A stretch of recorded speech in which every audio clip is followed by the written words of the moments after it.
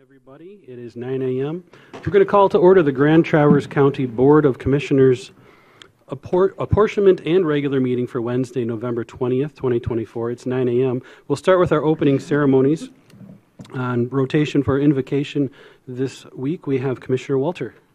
Thank you. This is in honor of Thanksgiving coming. I have a little ecumenical Thanksgiving reflection I wanted to share. As we gather today in this season of gratitude, we pause to reflect on the blessings in our lives. We give thanks for the warmth of family and friends, for the food around us and the love that surrounds us. We're grateful for the moments of peace we share, for the strength to face challenges, and the courage to move forward. May we always find kindness in each other and seek ways to lift up those in need. As we celebrate this season, let us remember the importance of compassion, understanding, and connection. May we carry the spirit of gratitude in our hearts and work toward creating a world of hope and harmony for all. Thank you. Please join me in the Pledge of Allegiance. Pledge allegiance to the flag of the United States of America and to the republic for which it stands, one nation, under God, indivisible, with liberty and justice for all. Clerk Shealy, could we have the roll call, please? Walter? Here.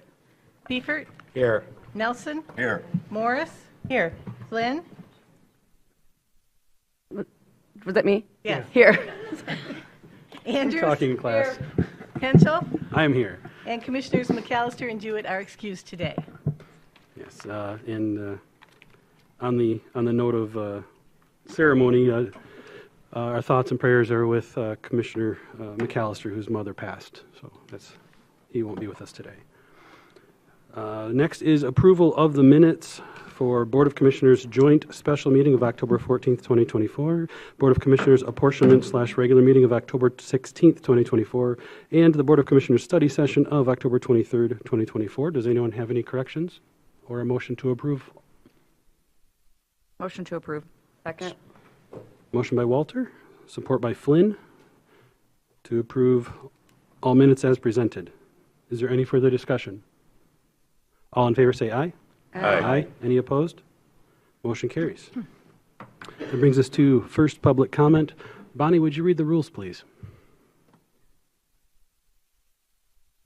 Any person shall be permitted to address a meeting of the Board of Commissioners which is required to be open to the public under the provisions of the Michigan Open Meetings Act. Public comment shall be carried out in accordance with the following board rules and procedures. Any person wishing to address the board may state his or her name and township or district. Providing a specific address is not recommended. Persons may address the board on matters or issues which are relevant and germane to county government as determined by the chairperson.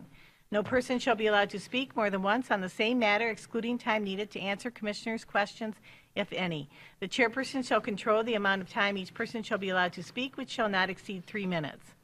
The chairperson may, at his or her discretion, allow an additional opportunity or time to speak if determined germane and necessary to the discussion. Public comment will be solicited during the 2 public comment periods noted in Rule 5.4 Order of Business.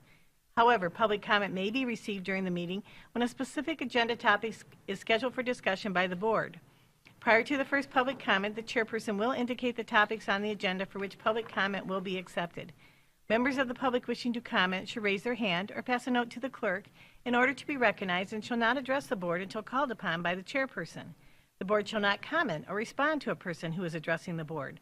Silence or non-response from the board should not be interpreted as disinterest or disagreement by the board. Please be respectful and refrain from personal or political attacks. Thank you, Bonnie. Would anyone like to address the board? Now is your opportunity. Please approach the podium. Good morning. Good morning. My name's Carrie Olmstead. I'm in Garfield Township. I'm here on behalf of the League of Women Voters of the Grand Traverse area, and we are further encouraging you to pass an ordinance to require inspection of on-site sewage disposal systems at the point of property transfer. Specifically, we're interested in regulations that require, prior to sale or transfer of property, containing a septic system shall not be executed until the system has been evaluated by an inspector that's been certified by the Grand Traverse County Health Department. Properties where the septic system has been permitted or evaluated within the past 36 months can be exempt. Inspection results to be reported on a form to be generated by the Grand Traverse County Health Department. Inspection report to be provided to buyer and Grand Traverse County Health Department prior to transfer. Septic systems that are determined to be by a certified inspector to be deficient must implement corrective action within a specific time frame, either prior to transfer or under other legal provisions. Adopting an ordinance similar to the already implemented by the Benzie-Leelanau Health District provides Grand Traverse County a template to use that is effective, and septic system inspectors could follow the same guidelines across the Tri-County area. Thank you. Thank you, Carrie.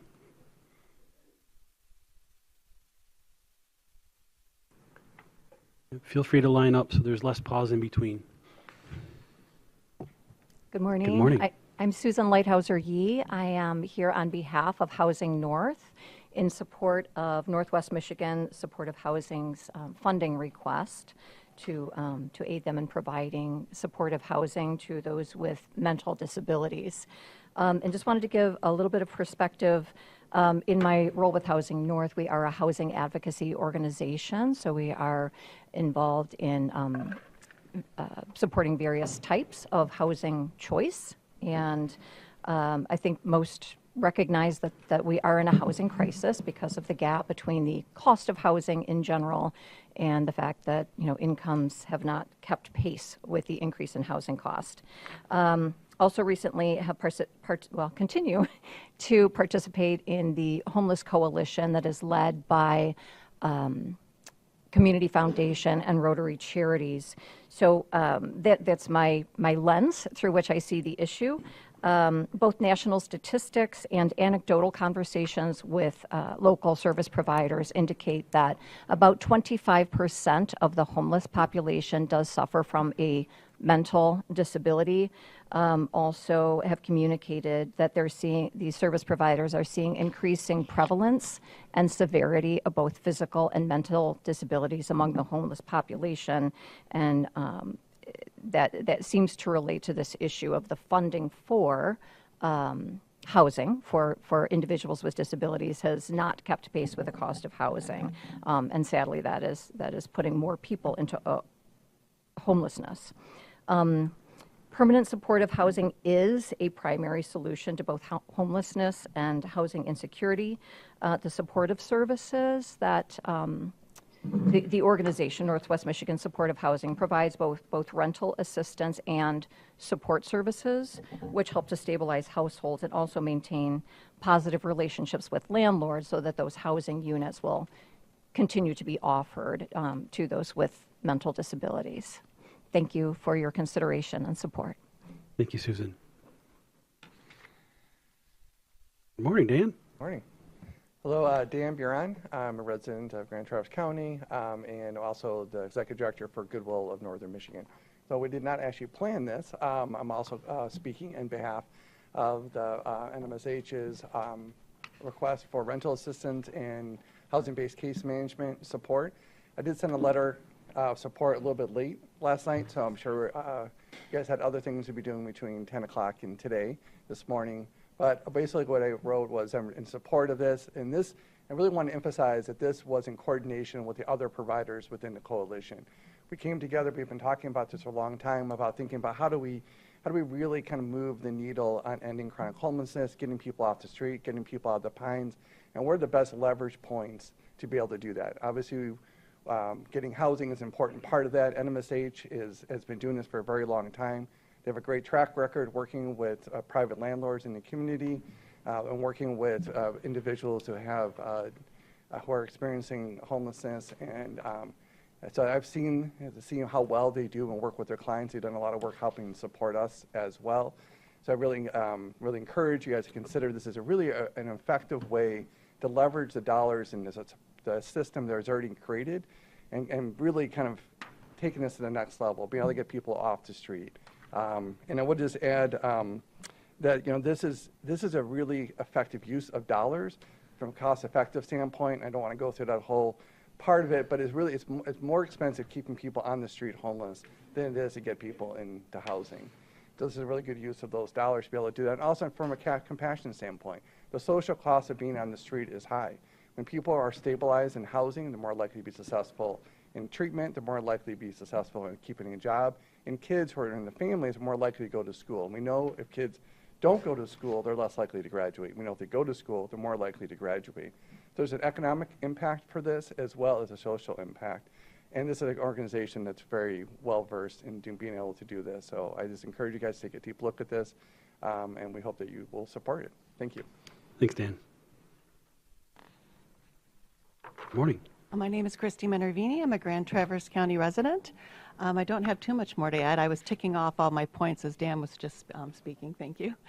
I want to say how encouraged I am to see you all looking at this issue and potentially collaborating and coordinating with other governmental units, other municipalities. I think that this is a really incredible opportunity. And I'd also like just to call out Commissioner Walter for bringing this forward.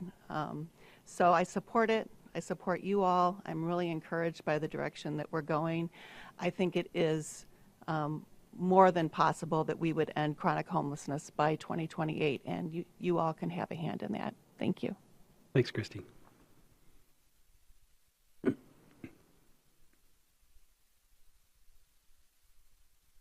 Morning. Good morning. LC. It's been a while. Dave Petro from Interlochen. Quick points here. The United States has supplied billions of dollars of lethal weapons, including drones, 2,000-pound bombs, offensive missiles, and F-16 jets to promote the Israeli civil war against the Palestinian native people. This is an act of war. The United States has abetted criminal acts of the IDF, Israeli Defense Forces, who continue to stop deliveries of medical aid, food, and clean water to Palestinian natives in Gaza and the West Bank of Israel, despite U.S. pretenses to favor humanitarian aid. That is an act of war. The United States has provided intelligence via spy satellites, CIA covert operations, and deployed military troops and advisors into Israel to support IDF use and of U.S. supplied weaponry against Palestinian natives, plus expanded forays into Lebanon, Syria, Iran, and Yemen. This is an act of war. But to date, the United States has not passed a declaration of war, and yet the current president, Joe Biden, has authorized delivery of U.S. weapons, U.S. warships, military intelligence, support to IDF, and wholesale blockades of humanitarian aid to elderly non-combatant men, women, and children in this continuing Israeli assault, in violation of the constitutional mandate that only Congress can declare war. Now, either Congress has abandoned its duty or the president is liable for usurping the war powers of Congress, and he should be impeached and removed from office immediately. Failure to fulfill a legislative duty to accept responsibility to declare war is justified, or to stop the president from defying the Constitution. That's an act of cowardice. Now, the Grand Traverse Board in February 2020 spent 5 hours defying the citizens of this county to pass a resolution declaring this county to be a Second Amendment sanctuary. If they can waste so much time to fight for their biased interpretation of an amendment that was added to the Constitution 4 years after it was ratified, then they should be proud to make a public statement to impeach Joe Biden for violating our Constitution and not cower in fear for doing what is right. Please do something. Thank you. Thank you, Dave. Morning, Harold. Good morning, Harold Lassers, Acme. I just wanted to acknowledge the work that has been done to improve the county website. Thank you very much. And for those who haven't checked it out, look at the election page. It was really an outstanding piece of work, and I just wanted to comment on that and thank you for it. Thanks, Harold. Anybody else? Seeing none, we'll move on to approval of the agenda. Does anybody have any issues with the agenda or a motion to approve? Motion to approve as presented. Support. Motion by Flynn, support by Morris. Any further discussion? All in favor say aye. Aye. Any opposed? Motion carries. Next, we're at the consent calendar. Bonnie, would you read that, please? The purpose of the consent calendar is to expedite business by grouping non-controversial items together to be dealt with by one commission motion without discussion. Any member of the commission, staff, or the public may ask that any item on the consent calendar be removed and placed elsewhere on the agenda for full discussion. Such requests will be automatically respected. If any item is not removed from the consent calendar, the action noted, receive and file, or approval, is approved by a single commission action adopting the consent calendar. A, receive. Number 1, Road Commission meeting minutes. Number 2, Traverse Area District Library September 2024 meeting minutes. Number 3, Department of Health and Human Services Pavilions Board meeting minutes. Number 4, Grand Traverse Conservation District October 2024 report. Number 5, Road Commission weekly updates. Number 6, expenditure report. B, approvals. Number 1, 2% grant application, Grand Traverse County Department of Veterans Affairs. Number 2, emergency management 2% grant application for weather station on mobile command trailer. Number 3, Parks and Recreation 2% grant application for TART trail enhancements. Number 4, Grand Traverse County Parks and Recreation 2% grant application. Number 5, 2% funding application support skilled labor training. Number 6, Grand Traverse County Sheriff's Office 2% grant application. Number 7, Grand Traverse Sheriff's Office application for a 2% grant for grab-and-go portable surveillance system. Number 8, Facilities Management Snow Removal Contract for 2024 through 2027. Number 9, Grand Traverse Department of Veterans Affairs United Way Agreement. Number 10, Michigan Indigent Defense Commission Fiscal Year Grant Agreement Renewal of MIDC Coordinator Agreement. Okay, would any commissioners like to remove anything from the consent calendar? Commissioner Andrews. Yes, thank you. Items B4 and B9. Anybody else? Do we have a motion to approve the consent calendar with the exceptions of B4 and B9? So moved. Moved by Andrews, Support. supported by Nelson. Any further discussion? Roll call vote, please. Seifert, Yes. Nelson, Yes. Morris, Yes. Flynn, Here, yes. Andrews, Yes. Walter, Coffee. Yes. Henschel. Yes, motion carries. That brings us to items removed from the consent calendar. We'll take them in the order they appeared on the consent calendar. Let's go with B4. Commissioner Andrews. Yeah, thank you. And I assume Mr. Chase is here. Good morning. So this is a application for 2% grant to support some preliminary groundwork at the new county's 9th park, Camp Gray Lake. And I am supportive of the grant. I just am interested, since this is one of the first opportunities I recall getting with some very specific information about the work that needs to be done on this park in order to open it up to the public. If you could elaborate a little more on what the grant is for and what my understanding is that there's still a substantial additional cost needed to open the park up, and if that's in the budget, and just sort of get this grant within the context of the work that's happening at Camp Greilich to open it up to the public.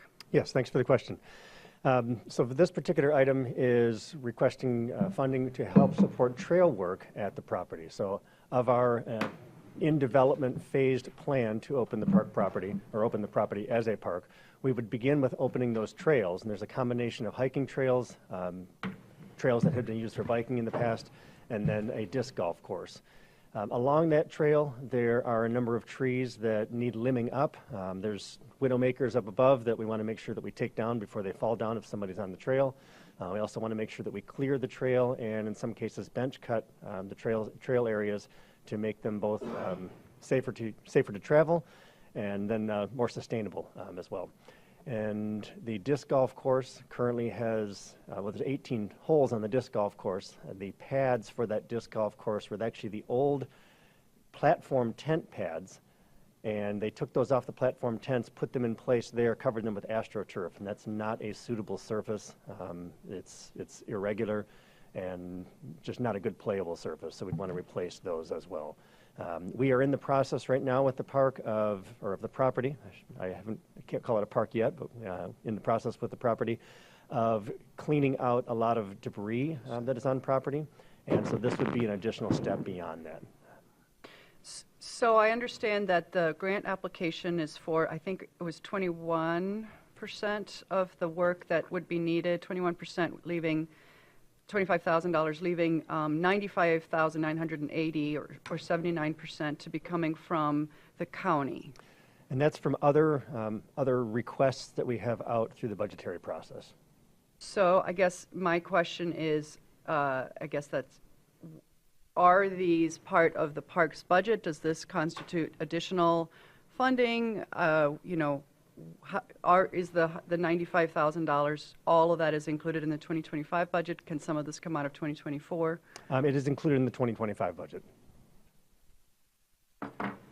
And is it the expectation that all this work will be completed in 2025? The work that we're requesting in the grant application, yes. Well, does that mean it will be open to the public in 2025? Our intention is to open it to the public in 2025, yes. Do you have a date in mind? I do not. We want to make sure that we understand, fully understand the scope of the work, and it's also going to depend on what the winter looks like and how much trail work we can get done during the winter. Thank you. I think I'm not the only one who looks forward to understanding more about the proposed use of this facility and the plans beyond just getting it open for trails, passive recreation, but more active recreation as well. Sure. We've been working with our strategic planning committee as part of the Parks Commission to develop that plan. We've brought different ideas here to this commission this commission, and then we've also brought ideas to the Parks Commission. We're putting that all in words now, and actually documenting that into a business plan or a master site plan for the property. And that's pretty close to getting to the point where we'll bring it to our full commission, get their feedback, and then also bring that to the public for more information. And do you anticipate that would require an amendment to the 5-year Parks and Rec plan that we approved earlier this year? We would want to amend that plan, yes. That would help us get more grants to do some of that work? Correct. Okay. So this was actually the idea of adding park property in the south end of the county was one of the things that was recognized in that 5-year recreation plan, and this will be a good addition to that. Thank you, Director Chase. Thank you. Commissioner Andrews, would you like the honors? I'll make the motion that the county support the 2% grant submission as presented in the agenda, in the packet. Was that a second, Commissioner Seifert? Yes. Motion by Andrews, support by Seifert. Commissioner Nelson. Yeah, I just want to point out, I want to thank the Grand Traverse Band of Ottawa and Chippewa Indians. This is, over the last some years, that's about $300,000 that's been awarded to county parks. So thank you very much for their participation and support. Excellent. All right, so we have a motion and a second. Is there any further discussion? All in favor say aye. Aye. Any opposed? Motion carries. That brings us to item B9 on the consent calendar. Grand Traverse Department of Veterans Affairs United Way Agreement. We have our Veterans Affairs Director. Welcome. Morning. Michael Roof. Michael Roof, Director of Veterans Affairs. You already gave it. I figured that would be good enough. He was thinking. He's trying to remember. All right. That's all right. Commissioner Andrews. Yeah, thank you. Good morning. Mr. Roof and I went back and forth on some emails, and I understand some of the issues, some of the aspects of this application, but as I understand it, we are being requested to double the monthly payment that we make for the United We Smile program. The last I think it was a year contract was $6,000 a month, and now we're upping to $12,000 a month. I asked if that was going to result in additional opportunities for additional veterans to be able to participate in their service or their families. And I think you indicated by email that we would need to wait for the meeting to hear that information. So that's no surprises here. No, absolutely. You know, I actually appreciate when things are pulled from the items. We've had this discussion before that it helps people learn more about our services and hear the justification of what we're doing. So I do appreciate it. Before Seth gives you some data on the clients, I can tell you that the reason why my VA committee had started at $6,000 was a initial jump start for the program. They wanted to see, because it was brand new last year, they wanted to see how the program was going to go, how many veterans and clients were going to come in just to give it some money to get it going. And as I'm sure Seth will tell you, that the $6,000, even the $12,000 doesn't even touch the amount of services provided. So I'll let Seth give you the data. So take it away, Seth. Welcome, Thank Seth. you. Morning, Seth Johnson, President and CEO of United Way of Northwest Michigan and Grand Traverse County resident. So just as a reminder for you all, I was here last year talking about United We Smile. United We Smile is a dental clinic here in Traverse City that offers up free out-of-pocket care for children, veterans, those with developmental and cognitive disabilities, nursing and pregnant women, bleeding and HIV patients, and other patients who cannot receive care at any other location. We just celebrated our first year being open this last year, where we had 1,400 patients that are now active and 2,300 patient visits, donating $1.1 million of donated services in our first year alone. And I like to say that was us going slow. As Michael highlighted, that was our first year. We are still kind of working out the kinks. But to talk a little bit about the Veterans Program, in that last year, we provided $408,000 worth of veterans dental care for veterans. Now, of those veterans, that's 132 of them that we were able to serve over the course of the year, understanding that we did that work in about 38 days because we shut down every Friday to do that work. So a substantial amount of care. But for Grand Traverse County veterans, when we look at this contract period that we discussed over the last year, of those 132 veterans, 54 of them were from Grand Traverse County, and we provided $191,000 worth of care with no out-of-pocket costs for those veterans. We also received no reimbursement from any insurance. So that means that these veterans had no form of dental insurance and that they had very few options for where they could receive that care.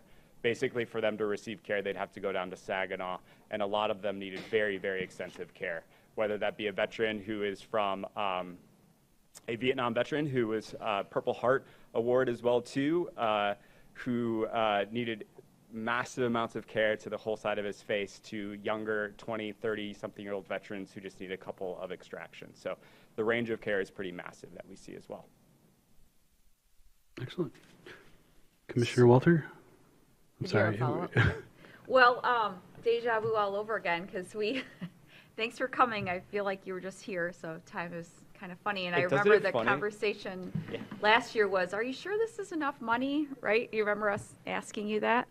To say, hey, we have these funds and we want to make as big of an impact as we can. So I'm going to ask you again, does this feel like, are you going to come back and ask for $24,000 next year? Like, how can we get some people off the waiting list to really make the impact that we need? And where are you with capacity, and how many people could you get if you're only open Fridays? Like, can you speak to the numbers there a little bit? Yeah, so currently our wait list of veterans, and I don't have that broken down by county, so I apologize, is about 300 veterans. How we work on the veterans is that we don't just have them come in for their 6 months appointments, we adopt them as cohorts. And so right now we're graduating a class of 60 veterans, so we'll be taking 6 more on. But what that means is that we are taking them from wherever they are in their oral health journey to stable as fast as possible. So sometimes that means that they're coming every Fridays. What we've started to do in the last year, as United We Smile continues to adopt and change, is that we are starting to kind of sneak them in the afternoon and things like that. We're staying open a little bit later and things. So while we say we're closed, just for veterans every Friday, we're starting to flex that schedule a little bit to make sure that we can start to work through that wait list more. What can we do to do more? I think that we're continuing to evolve the program because we see the massive amount of need, but at the same time, we see the massive amount of kids that need care in our region as well too. So it's a balancing act for us. Obviously, we would love to be able to serve anyone, but we're not at capacity right now, but we're pretty close. And so we're really considering how do we take this next step to do things. And on the funding side of things, if I had that crystal ball, I would love to do that. But we are really grateful to the partnership with Grand Traverse County VA. But we're talking to other VAs as well, too, in the area because we're serving so many patients, not just from Grand Traverse County. Yeah. Just so we're clear, Seth and United Way did not come to us asking for more money. It was just the end of the contract, and my VA committee had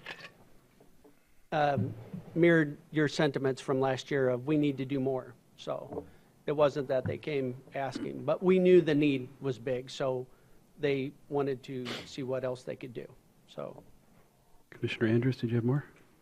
Yeah, I appreciate the walk before you run sentiment. It seems prudent to start and then grow as you need. I'm sure you've learned lessons and will be modifying the program as you go forward. I am interested to understand what, and I, correct me if I'm wrong, this is all coming from the dedicated veterans millage that we have in this county, and it's from a fund balance, and to the extent it exceeds operating, there's a fund balance that will more than cover this contract. Am I right? yes, that's correct. Working towards spending down that fund balance? A little bit. A little bit? A little bit. Related question, you raised the fact that other counties are also obviously have veterans and are enjoying the benefit of this service. I noticed in the 2% grant for the Reigning Liberty that Grand Traverse County was allocated 40% of the use of that, so we were requesting funding for 40% of the cost of the program. And I'm just wondering if there is an interest in how we can encourage our other counties to support funding for this so that it's equal access to veterans across the region and not just Grand Traverse County supporting this program. So first and foremost, Seth and I keep talking about this, and I am the president of the Michigan Association of County Veteran Counselors, county offices of VAs, and I've talked to the other counties around it of trying to bolster it up with us. Some counties around us are not as well funded to be able to help with this, but we have not come to the point where we're going and talking to maybe their commissioners with their county VA to see if their commissioners want to come along. So anything you can add if you've talked to others on your own? Yeah, I would say that there's obviously then us going to the state as well as the federal government. There was a bill that was passed by the House, I think earlier this week, that made some changes to veterans benefits as well too. So as we can find different streams of funding, we're going to draw those down so that we can support, whether that be through county, state, or federal dollars as well too. If there is something that this board at the board level can do to help encourage other boards in our county, in our state, who are participating in the program to support it financially, that would be, please bring forward recommendations, whether it's resolutions of support or requests that we can extend to others. I'm hopeful that your presentation today will help the press understand the importance and value of this program and help get the word out about it, how valuable the service you're providing is in our community. Thank you. Thank you. Question for, oh, sorry, go ahead. For Mr. Roof about what is the fund balance right now? I don't know accurately, but it's somewhere around $780,000. And what's the, I know, coming from serving on Commission on Aging, we have a fund balance policy. Do you know what your fund balance, do you have a fund balance policy? My committee doesn't have one. Okay. Thanks. Commissioner Flynn? I know our local VA has the mobile unit. Would there be any connection where the mobile unit and United Smile will be able to connect and use that? We already are connected. Every Friday when it's Veterans Clinic, the mobile unit is parked outside and helps with getting DD 214 or the veterans discharge papers so they can verify they're a veteran, and they send veterans out if they need to see about benefits or any other sort of connection. So we work well together. Wonderful. Thank you. Anybody else? Then I will make the motion unless Okay. somebody else had their hand I up. would just like to thank Michael and Seth for this partnership. It's fantastic that we're doing this, and I like to see that we're expanding it. But if you have not been to United We Smile, and the clinic itself is fantastic.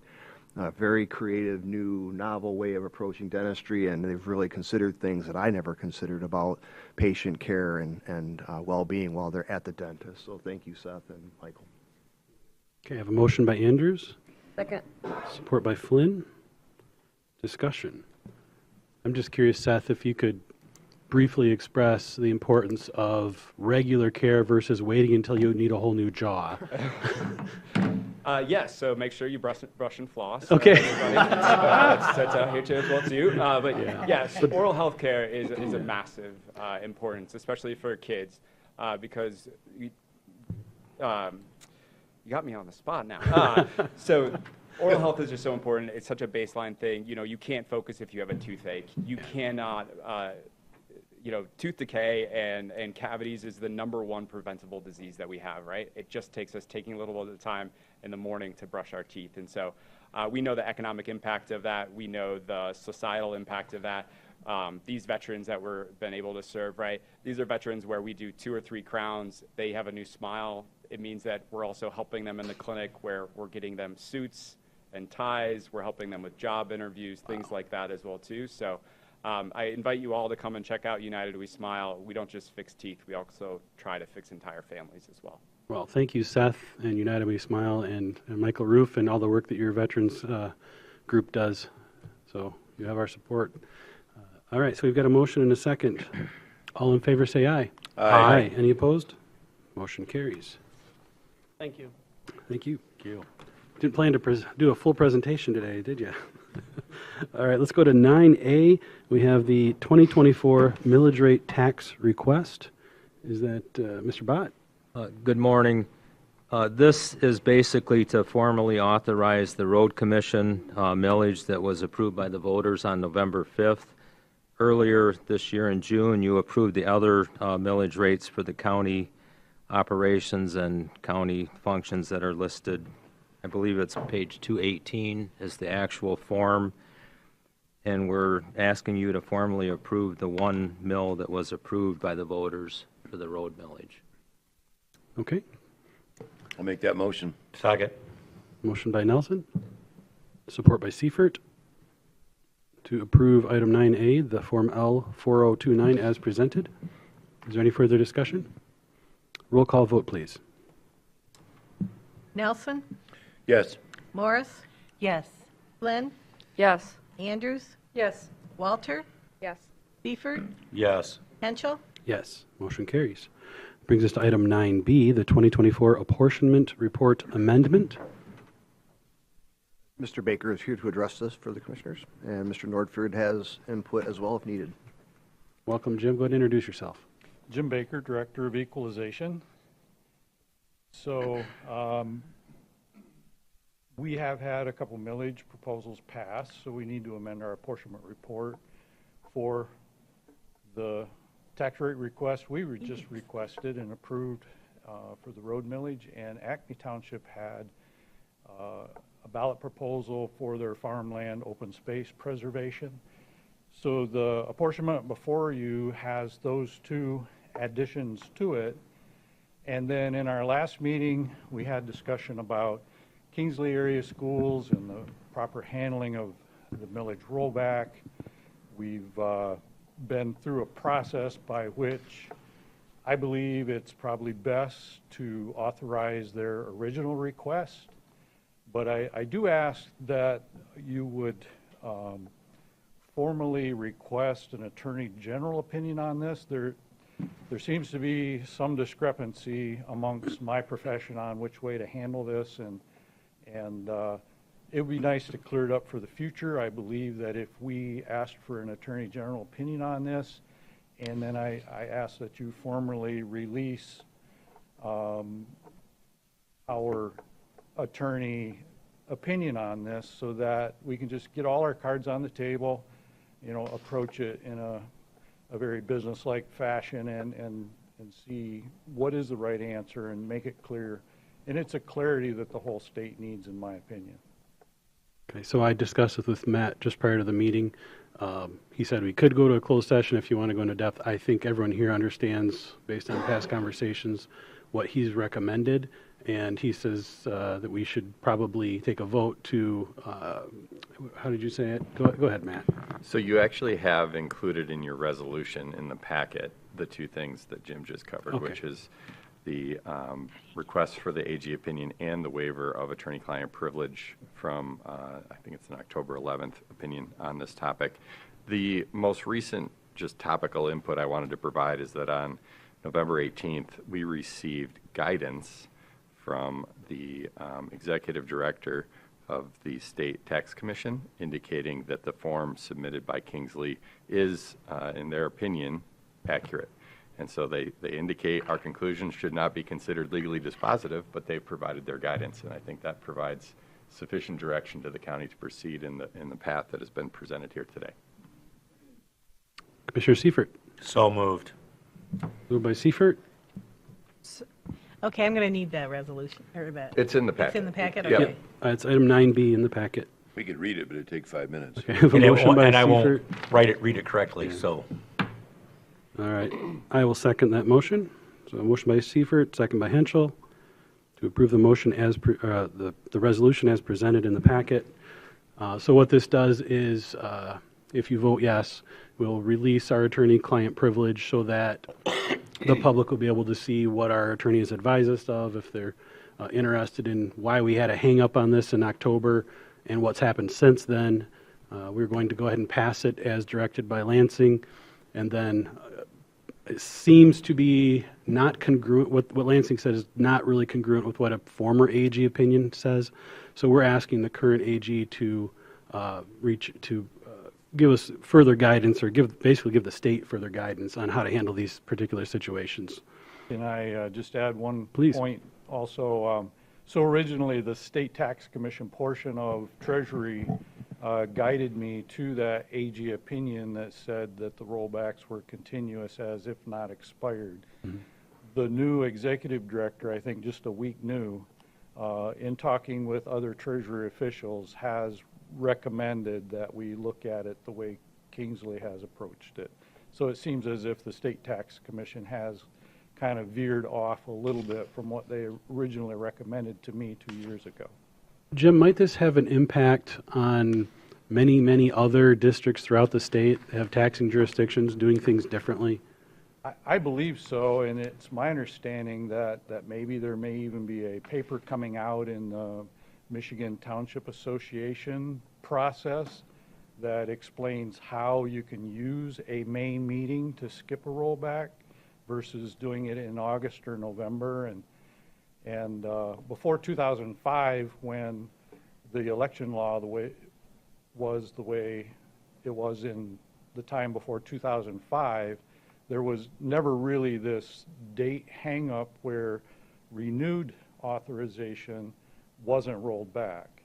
And then since 2005, when they've tweaked the language in the statute, it seems as if the tweak in the dates has allowed a renewal in May to not be rolled back per the constitutional Headley statute. So it just seems a little bit inconsistent when the same ballot proposal in May would yield one number and the same ballot proposal in August or November would yield a different number. And Okay. All right, is there any further discussion on the motion?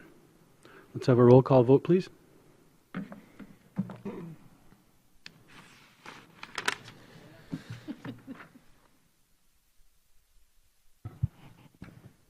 Morris? Yes. Flynn? Yes. Andrews? Yes. Walter? Yes. Seifert? Yes. Nelson? Yes. Henschel? Yes. Motion carries. Thank you, Jim, for being Thank here, you and thanks for for all your your work support on on this. I know it this. was a kind of a headache for a while. Let's go to item 9C, the Sheriff's Office Vehicle Maintenance Contract. So we do have Captain Brinks here. Welcome, Captain and Brinks. He can describe the request to the Board of Commissioners.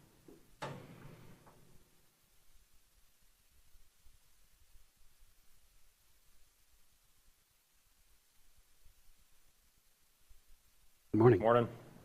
Brandon Brinks, Captain with the Sheriff's Office. And I'll wait for Under Sheriff Fulis, but.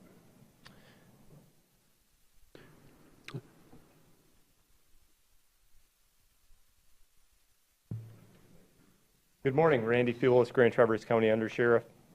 Regarding the vehicle maintenance contract, we did know that our contract was going to be ending at the end of this year, so we went out for put an RFP out for about a month period of time. We just got two responses to that, one being from Traverse City Fleet Repair, which is our current company that we're working through for that. We've had a good working relationship with them for many, many years now, and they did come in what I would consider considerably lower on some of the things that we need done. So I know you've got all the paperwork in front of you, so in respect to the board's time, unless you have any other questions, we were requesting that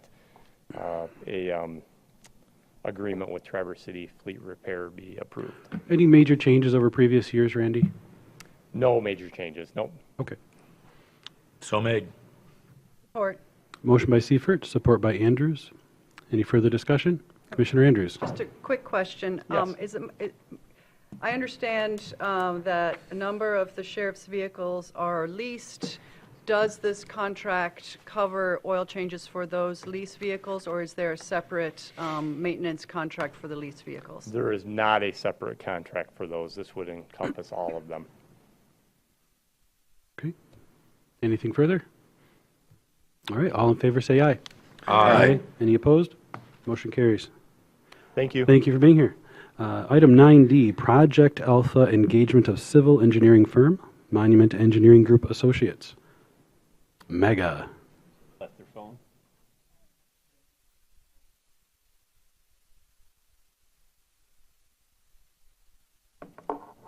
Good morning. Somebody will be running back in here. Yeah, they'll figure it out. Whoever was there before. Seth or Michael? It might have been. Good morning, Commissioners. Jerry Tomzak, Program Manager for Cunningham Limp in Traverse City. Morning. Today I'd like to just give you a quick highlights on progress number 2 for Project Alpha. We went out for bid on the civil engineering services and received 4 bids: Mansfield, Gosling, Spicer, and Monument Engineering Group. We're recommending hiring Monument Engineering Group for a total of $33,900. That's to perform the topographical survey and to prepare the required site plan, civil drawings that we'll need. It also includes sanitary and water, public main, and title commitment work. Mike Rademacher is here in the audience. If you have any specific questions for him, I can, if you have any questions, I can, for Mike. Commissioner Andrews. Thank you. I understand that the nature of this contract is actually on an hourly basis, and the $33,000 is an estimate for the projects that were called out. Do I have that right? No, it's my understanding that that $33,000 is a standalone bid. Okay. Lump sum bid. And then there's additional services that are on the hourly basis? If there is additional services that are deemed needed in addition to what is stated in the contract, that will be done at an hourly basis based on an approval from the commission. So one of the things I observed of the 4 bids that were submitted, Monument, Spicer, Mansfield, and Gosling Zuback, is that the site plan component, I noticed Mansfield did not break down the bid the way it was requested, so it's hard to tell what their site plan bid is. But for the other 3 that did break it down per the RFP, Monument was $9,500, but the other 2 were, it was $38,000 by Spicer and $34,000 by Gosling. And I'm wondering if you could explain why there would be such a wide range of estimated costs to prepare and process the application through the site plan approval process. Me or I can answer it. A lot of times we'll receive proposals from civil engineering companies. Some of them will include the cost for the water, the sewer, public extensions, instead of breaking those out. I did notice the big discrepancy there, but again, it comes down to Mike had the availability to fit it into a schedule at a reduced cost versus what the other 3 who submitted their bids. And I understand that Monument, because they're not local, will be charging travel on top, whereas obviously Mansfield and Gosling, Zubek wouldn't have those. Do you have any sort of sense of what level of travel would be required, order of magnitude? Correct. We have an office in Garfield Township. You do? Mike is Great. local. So our headquarters is in Fowlerville. We have an Yep. office in Portage down by Kalamazoo. Yep. Okay. So, sorry. Thanks, Bonnie. I have a pretty good voice. It carries pretty good. People at So home. there is no travel involved, and also maybe on some of the cost discrepancies is also we'll fly the site with a drone with LiDAR. So the labor, is considerably less than the survey end of it, and the survey labor is pretty extensive, pretty costly these days. So I can only guess that, I haven't seen the other bids, so I can only guess that that's one of the main reasons for the discrepancy in some of the numbers on the labor. We'll have less labor. So I noticed on the RFP that there was, even though, I think it was spelled out pretty clearly, even though the county technically may not need land use approval, zoning approval from Garfield Township, there was an expectation that this project would go through some level of approval. Do you anticipate that it's a tradition, are we waiving our sort of county role, or are we seeking sort of a informal approval? How do you envision that process here? Yes, I envision it to be an informal review. Out of respect for Garfield Township, we'll present it to them. We're not asking for a motion of approval from them. I noticed that the RFP in this case estimated that the total project cost on the low end is $11 million, and the RFP for architecture in September, the project cost on the low end was $13 million. And I'm interested if you can explain why we think, if we have an overall picture of what this project is going to cost, and if you think it's coming down, why that is. Yes, it's just a gut check mostly that we anticipate it's going to be less than what was estimated by Tower Pinkster. We haven't done the entire program yet. We'll prepare budgets once we get the schematic design, the design detail, and the construction documents. So at this point, we feel comfortable that it'll come in less than what was originally estimated. So I understand you've been building your team. Is this the last piece? I know we've got architecture, we've got obviously you as project managers, now we've got engineering. Who else would we be seeing to build a team? That'll be it. So then this is a question for administration. We've known for some time that the size of the storage is in flux, and I'm curious what the process is to nail that down. So currently we met with PIA, Partners in Architecture. They've developed what they initially see as the program, square footage, and we're right now doing the review on that, and then we'll be reviewing this Friday a schematic design, an actual diagram of the floor plan layout for both the EOC and for the central storage facilities. Our intent is to look at those, refine it in the next couple of weeks, and then we'll have it ready for a final review with the administration and the committee. And is that when we will see a cost breakout? How are we paying for this? Who's paying for this? How much is coming from dispatch? How much is, I feel like we've been skirting that. We've got a number that's based on an estimate, that's based on a report that's very conceptual. So we'll prepare, Cunningham Limp will prepare a estimate. We haven't yet because we haven't seen a final layout plan. Once we do see it, we'll prepare it and then we'll present it to the committee and to the commission. But there'll be 3 rounds of estimates that we'll prepare. And I guess my question is slightly different. I mean, if we know this project is, say, $11 million, we know some of it is dispatch and some of it is the facilities and some of it is both, and administration and overhead. We've still got to find that money, right? There's a separate question into how are we paying for this? Are we bonding? Are we taking it out of our fund balance? I have not heard anything about how that's going to happen and what the breakdown is between the portion that's from dispatch surcharge. We have not concluded those discussions yet, but I can tell you that the 911 surcharge, when we re-upped it, it was contemplated that there would be a cost for construction within that millage renewal, the surcharge renewal, and we have had budget discussions about that with Mr. Torrey, so we know that a portion of that facility is going to be paid for by surcharge dollars, and we just have not yet determined, because we don't have a price, we don't have a cost of the structure. We don't know if we can fund it internally or if we would have to go out for bonding for anything over and above what the surcharge would pay for. But that discussion would come subsequent to Cunningham Blimp coming up with a final cost of the project. Is it possible that would be an interdepartmental loan and the surcharge would pay the general fund back? Well, anything is possible, but as I said, it was contemplated already that a portion of the surcharge would be used for debt service at a minimum, and we have funds in our within our county coffers that we could potentially flow a loan from another fund to fund this building internally. We need to know what the benefit and the disadvantages of that would look like. So my tendency would think go for bonding for anything above what the surcharge would pay. But again, I know that the gentlemen to my right have other ideas as well. And once we have a figure, we can have a better discussion about that. So if I could just add to it, we in an earlier report we gave to the Board of Commissioners, we asked our financial consultants at GovInvest to give us an analysis of what we could bond and what would cause stress to the organization. And we know we can easily bond for up to $20 million based on their analysis.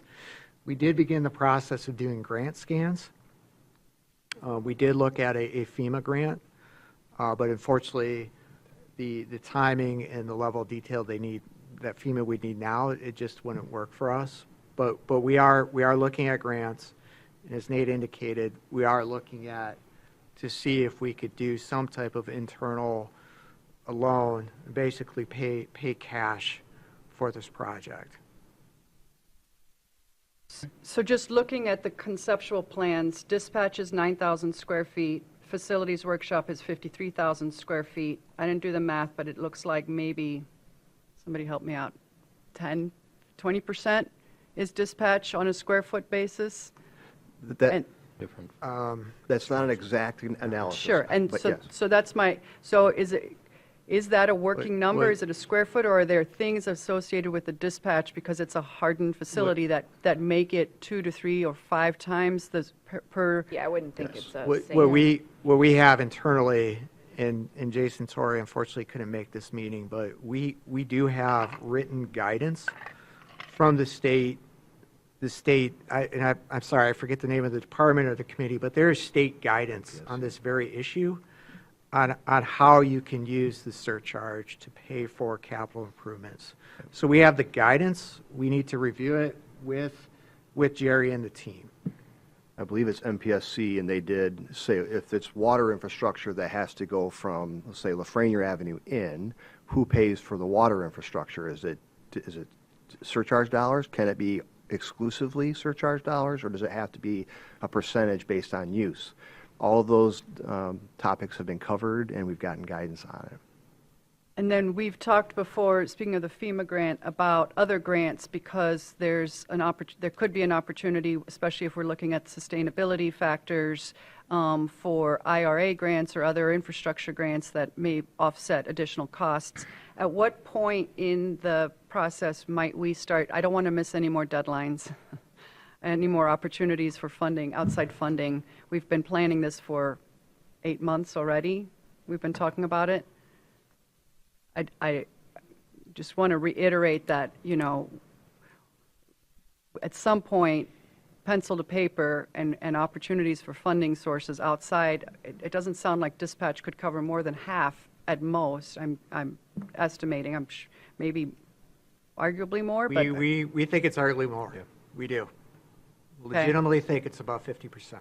about 50%. More. More than 50%. More than 50%. Yes. Okay.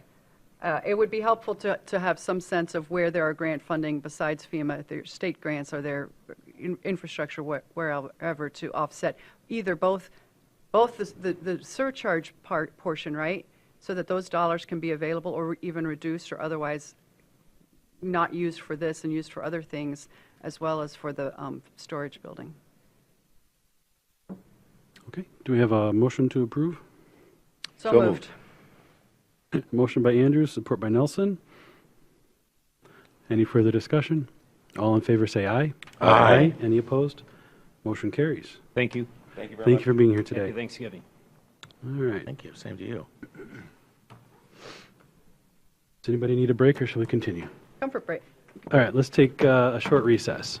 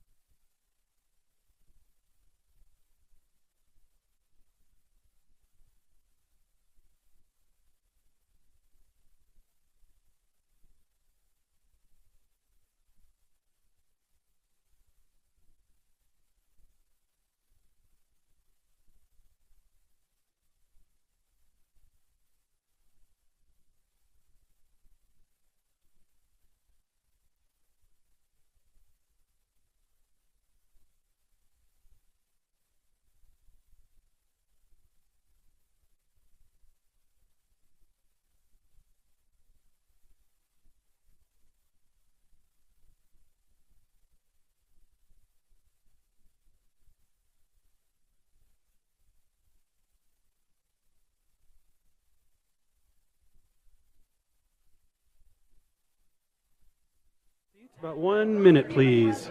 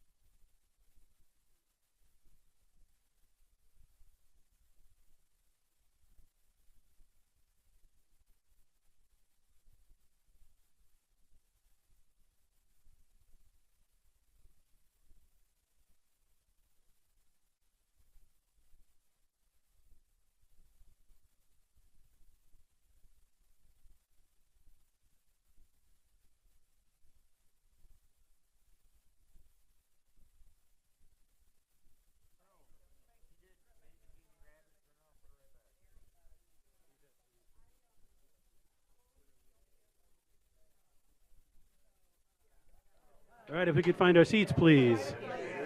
We're about to get started.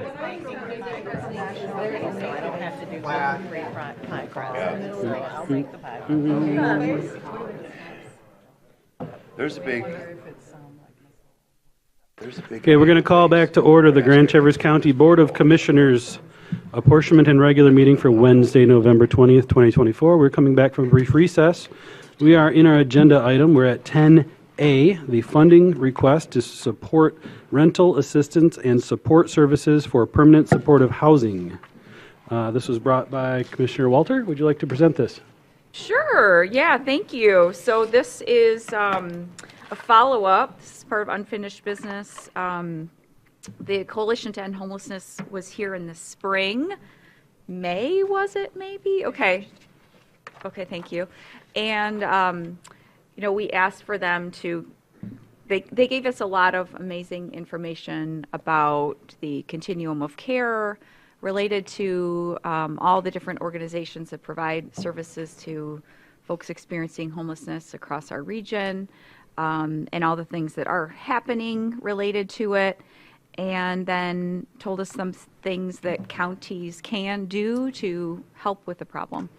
And so we've remained in touch. We asked them to come back at some point with some specific, clear ask of the county. And over the summer, it came to light that the state housing vouchers, I'm not going to get the name right, I'm sure you can give them the specifics on this when you come up to present, Becca and Ashley. The state has paused the program as it reassesses, and there are, even before the program was paused, there's still a huge need, as we all know, in our community for those who just cannot make those ends meet, cannot afford even what we consider an affordable apartment, and those especially who need supportive housing.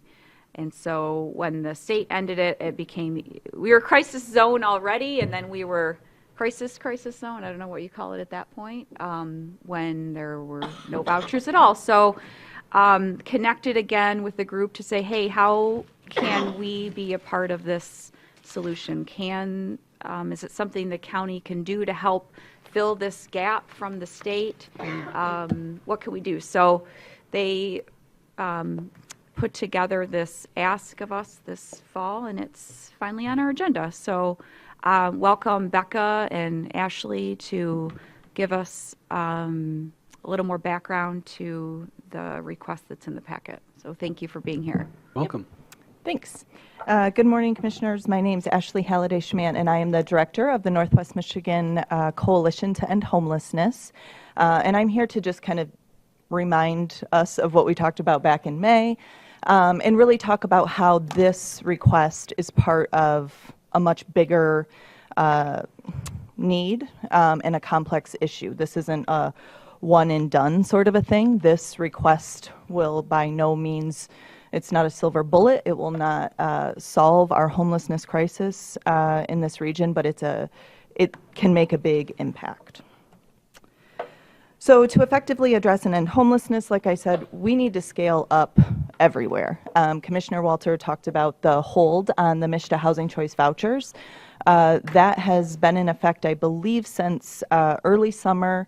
And then prior to that, we had not had anyone been pulled from that housing choice voucher waiting list for over a year, and that still remains. So prior to the hold, we weren't seeing any flow with those vouchers. We're still not. And then last night, is it perfect timing or not, MSHDA released a statement saying potentially in early 2025, they'll bring vouchers back online. We don't know to what extent. We don't know the timing of that. And beyond the vouchers, there's still a need. So the vouchers really help us increase the flow of people exiting homelessness and going into housing, which is the solution. For the past few years, the coalition partners have been working to do what nationally is best practices to end homelessness, which is to reallocate funding to the solutions that are proven to work, which are permanent supportive housing. For our most vulnerable folks in our community, those who are experiencing homelessness for over a year or longer and who are also disabled, permanent supportive housing is the only thing proven to end their homelessness. And once those folks are off our streets and out of our shelters and in housing, our system has more flow. And this ask gets at that. Over the past 3 years, we've reallocated 85, so now after reallocation, 85% of our local, our federal dollars that we receive locally are put into housing programs. So we're doing what is national best practice to reallocate funding into solutions, and that's kind of what we're asking you all to do as well. It's, you know, this is an urgent need in our community. It's been so for many years. However, over the past year, I think the community has really sparked some urgency that wasn't there before with the clear cutting of the pines, and then some local initiatives to actually end the pines and close that for people. What we need to do as a community is really think about doing two things now at the same time. We do need to allocate some resources into having enough year-round shelter for everyone who needs and wants it in our community. But if we only do that, we will not get any closer to solving this problem. At the same time we're doing that, we have to allocate resources into permanent supportive housing. Resource allocation is a huge issue for the work to end homelessness across the country. And so our ask today is for the county to really be a champion in the solutions that are proven to work.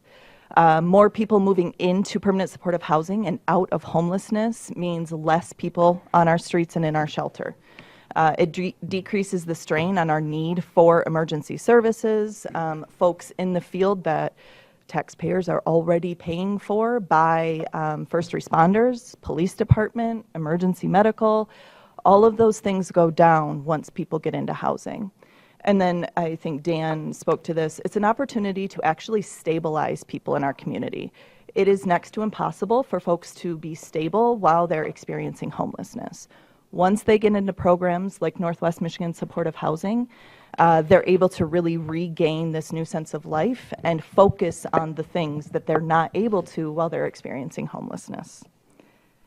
And then I have this slide in there really just to show you, and I think I showed you this in May, what the different partners are doing and who's doing what. This is a homeless response system. It's modeled off of best practices. And really, you see NMSH on this far end, and that's the solution part. The rest are things that address homelessness and are very critical to having a response to homelessness in a community.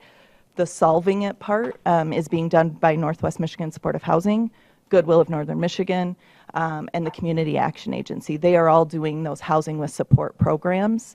The difference with NMSH is that they're able to do that with private landlords, and Becca will talk more about how they do that. In these reallocation discussions at the system level, we all partner very well together, and we've said, okay, somebody needs to take on the development role. There's simply not enough units. And thankfully, Goodwill, Northern Michigan stepped up, and they're taking on some tax credit deals. They're trying to increase the stock and doing the support services in those buildings, but they have more capacity and ability to take on the stock. NMSH has been asked to expand their support services and the amount of landlords they bring on, and ultimately the number of people that we can house in our community, kind of in the private sector. And now I will hand it over to Becca to get more into the details on the ask. Thanks, Ashley, and thank you all for hearing this proposal out today and hopefully prioritizing the issue that we have in the community. As Ashley mentioned, my name is Becca Binder. I'm the Executive Director at Northwest Michigan Supportive Housing. NMSH has been providing permanent supportive housing in this region since 1989. A really brief backstory to the organization: we actually started as a program out of community mental health.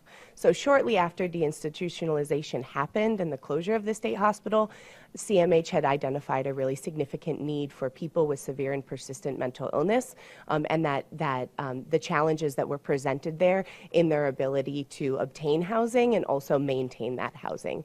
So we began as a program in CMH and then ended up breaking out into our own organization. NMSH executes HUD, MSHDA, and Department of Health and Human Services grants. The majority of the grants that we receive that are paying the direct rental assistance dollars are from HUD. Ashley spoke to that. The MSHDA Moving Up vouchers that are a partnership that NMSH has is for a Moving Up program. And what that means is when somebody is in our program but maybe has been for quite some time and no longer needs those intensive support services, but they still need the rental subsidy, they're able to graduate off to a MSHDA Moving Up voucher, and so that creates some of the flow. A challenge is in permanent supportive housing, many of the people that we serve will be in our program for the duration of their life. We recognize that the severity of their mental illness is going to need that consistent support, and so it's really critical that we find any opportunity as possible to create some flow and movement. And so those MSHDA vouchers and that partnership that we have with MSHDA is what allows us to graduate off those people who are no longer in need of those intensive services.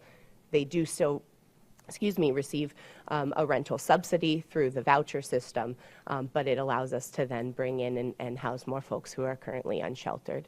And then Department of Health and Human Services grants. In the last 6 years, NMSH has been the recipient of 2 pilot grants.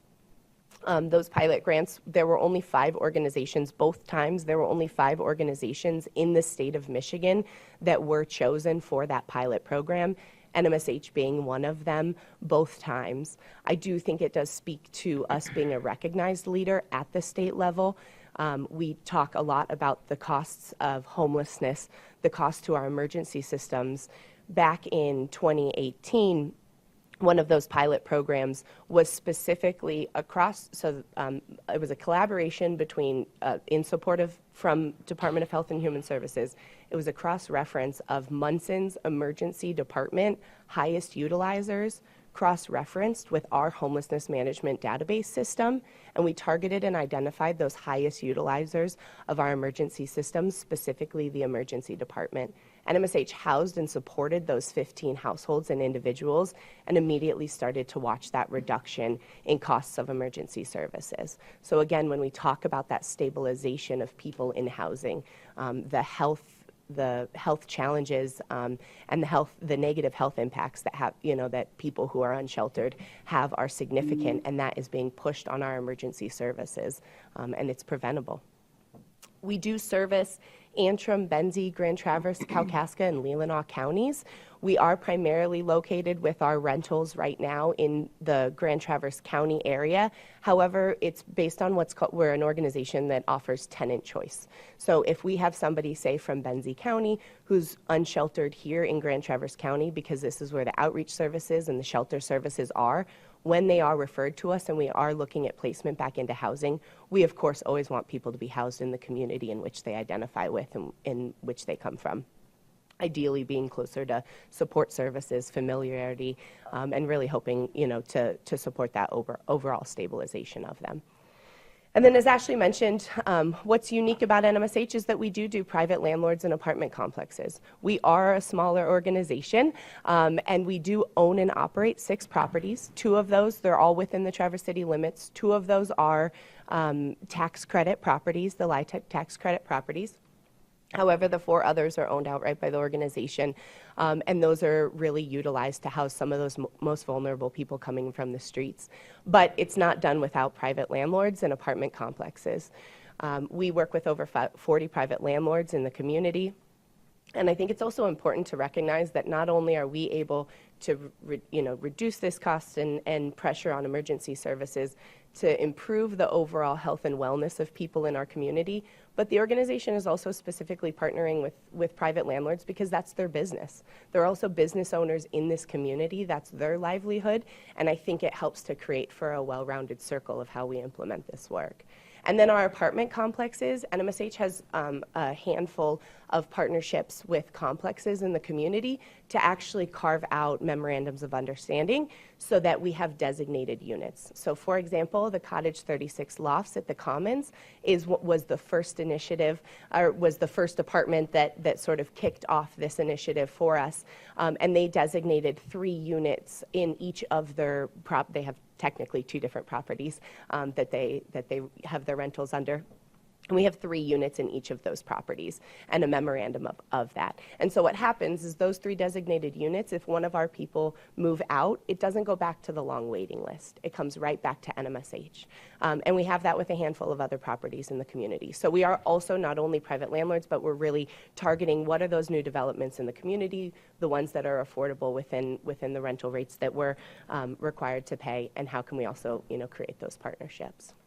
In 2023, NMSH served 127 people. 87 of those were adults and 40 of those children. We housed 26 new clients in total, 7 of those being kids under the age of 18. In the last 10 years, we've housed over 300 individuals in the community, and NMSH has a retention rate of about 92%. So when we look at the national averages of retentions for supportive housing, it usually varies between 75% and 98%.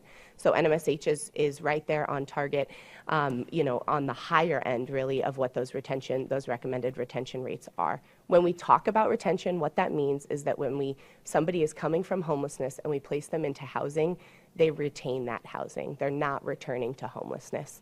If they're leaving our program, they're having positive exits. They might be graduating and moving off on their own. They might be graduating to the MISHDA Moving Up vouchers.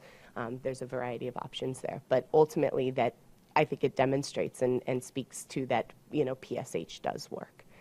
52% of our households currently in the program, and this is a ever-moving, ever-changing thing depending on who's in the program and where they live, but currently 52% live in Traverse City, live within the city limits, and 48% are living within Grand Traverse County. So that's in Kingsley, Garfield Township, Blair Township, and East Bay Township. So the request itself. So the request that we submitted to you is for a total of $450,000 for 3 years beginning in 2025. However, as you'd seen in your proposal, we did also give the option of starting with $300,000 for a 2-year period with an opportunity to extend the 3rd year based on demonstration and impact of the program. So I want to talk a little bit about how we came to the breakdown of those funds. It costs NMSH $15,000 per year per household. That includes rental assistance, the supportive services, utilities, and maintenance. So NMSH is currently operating rental assistance programs with those HUD funds and subsidies that we receive. How this would be mimicked in implementation is that we would stay consistent in the rents that we pay in our community, and we would have those aligned with what HUD authorizes us to pay. HUD releases every year what those HUD rental payments are, and so we would stay consistent with those. There is a little bit of flexibility and opportunity in something called rent reasonableness. If a rental is $50 more, $100 more, and the market rates, which are consistently much higher than what we're paying for rentals, if we're able to demonstrate, that the significant rentals in the community are much higher, there is a little bit of flexibility there. But we would really implement this program so that it looks most specifically aligned with what we're currently operating within the organization. So for example, a 1-bedroom unit is $1,050. When we talk about the $15,000 per year and the total amount requested, that would mean somewhere between 7 to 10 new households that we're housing a year. And why we have that bit of flexibility is it depends on what the rental amount is. It depends on what the household size is. So a one-bedroom rental for somebody moving into the program versus a family of 4 that might need or a family, of 3 to 5 that might need a 4-bedroom house, that looks a lot different. And who we're housing and how that works is really just based off that prioritization coming back to our coalition efforts as a whole.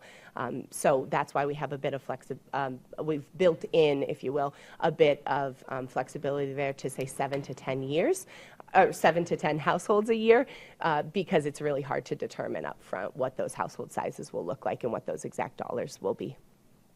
For the support services, that is in-home case management supports. That's up to 5 times a week in the home with the clients that we're serving. Those intensive, those services are usually much more intensive in the early days when people are moving into housing. But NMSH, as an organization, has always built in that importance and that priority to be able to serve people in their homes. We can't support people in staying in their homes and not returning to homelessness if we're not actually there right next to them, seeing what that looks like. Those services can, include connections to community resources, addiction, treatment services, community mental health, primary care doctors. I think as well, when we talk about some of those stabilization pieces, landlord advocacy. So for some of our folks with really severe mental illness who are not yet receiving the appropriate care that they need some assistance with that self-advocacy piece, right? The what to call a landlord for, how to communicate to a landlord, what are some of those things? And NMSH works as a liaison in that. The other piece too, that when we do all home-based case management, we're partnering with landlords and we're telling them that we're going to be providing this service. And a handful of years ago, I did a quick poll to our landlords to say, what are the 2 worst things about being a landlord? And they said not collecting rent payments and not being able to have eyes on the unit and never knowing what you're going to get back to. And NMSH is able to do both of those things. We pay the rent directly to the landlords, and we have case managers in, to really assure that those units are being cared for.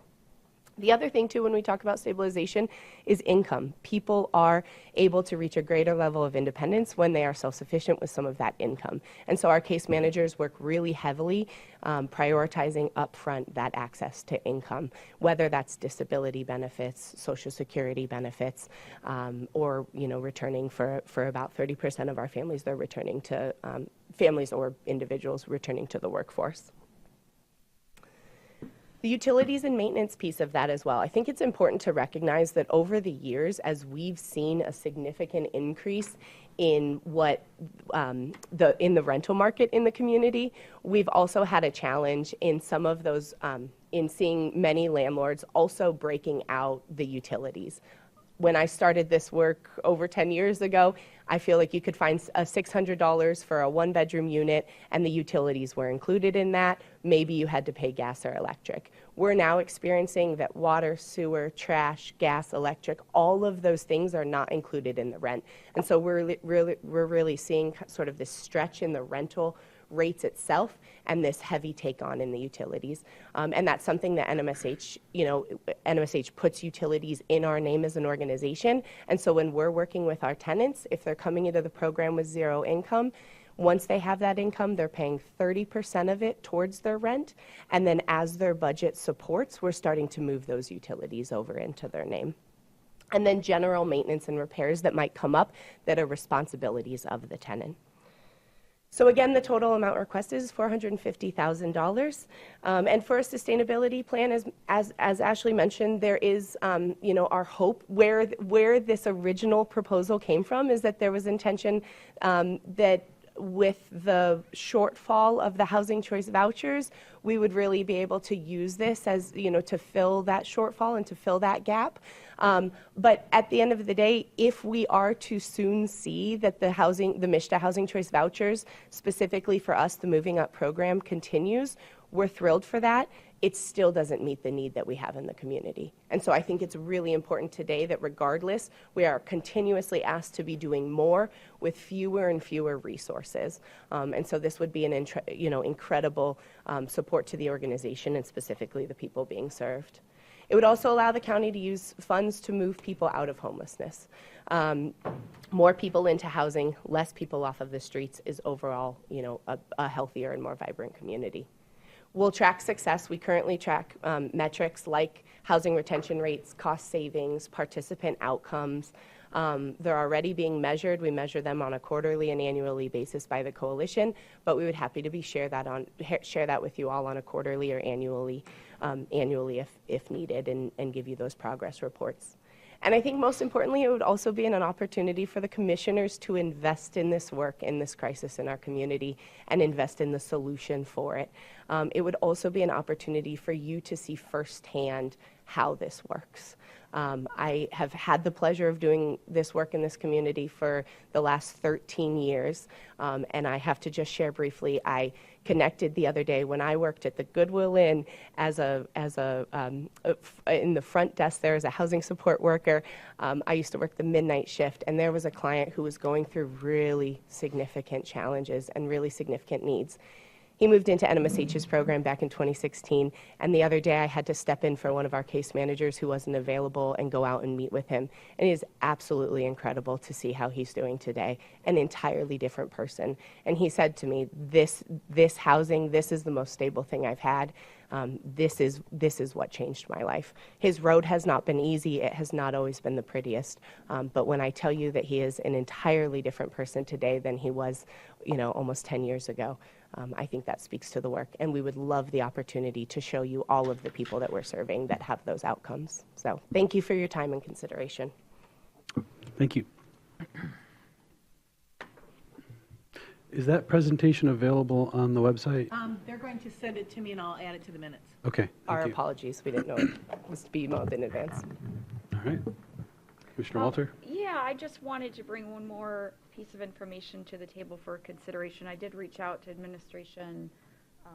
Nate was out, but Dean gave me information on the unspent, unallocated cannabis funds that we have. Maybe, Dean, do you mind sharing with the full commission what you shared with me about what we have left and what we can expect to still be coming in?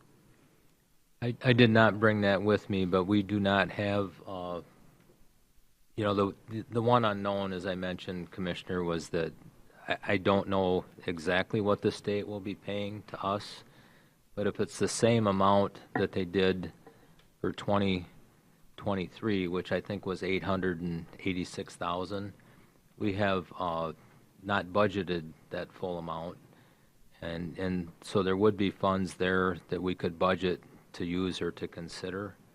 I don't know what level is being requested. I'm seeing this for the first time as well this morning, so was it 150,000 or 300,000? Yeah, I mean, that was in the packet. The request was in the packet. At 150,000, I believe. Per year, yeah. Well, I did read Dean's email this morning upon returning, and we've received $893,009, and we have spent $650,000 this year on the marijuana, from the marijuana funds. In preparation for the budget memo, I did look at the state's website. We still have the same number of dispensaries, adult use facilities, as we had previously, and I expect to receive, $59,000 per license for the 13 or 12 that we still have within the county. Can I ask a clarifying question? It's my understanding that we received 893 for 23 and another 37 for 24, which comes to about 900,000, just about, total, between what we have received in 23 and for 24, which is just a fraction of what we expect for 24. Well, to be clear, we haven't received any funding for 2024 other than a couple small payments. So the exact amount will not be known until February. Right. And that's what we're trying to explain here, that there's currently It's based on the number of licensed facilities, and my information or email response to Commissioner Walter was that if we receive the same amount, we have not budgeted all of that for use, and yes, we would have about $900,000 to use. Thank you, Administrator Alger. I don't remember all the emails I send out, but we have budgeted $650 of that $900,000. So you have $250,000 that we could potentially budget towards this if that's what the board decides to do. And to be clear, that 250,000 is the 2023. Your email says we got $893,009 for 2023. Correct. And $3,796.76 for 2024 so far. So the total is $898,000 for 2023 and an itsy bitsy bit of 2024. Correct.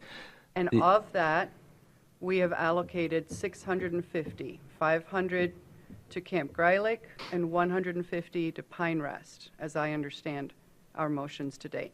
So from 2023 and the first little itsy bitsy part of 24, we have 250,000, and we're expecting maybe another 880 or so in 25 for 24.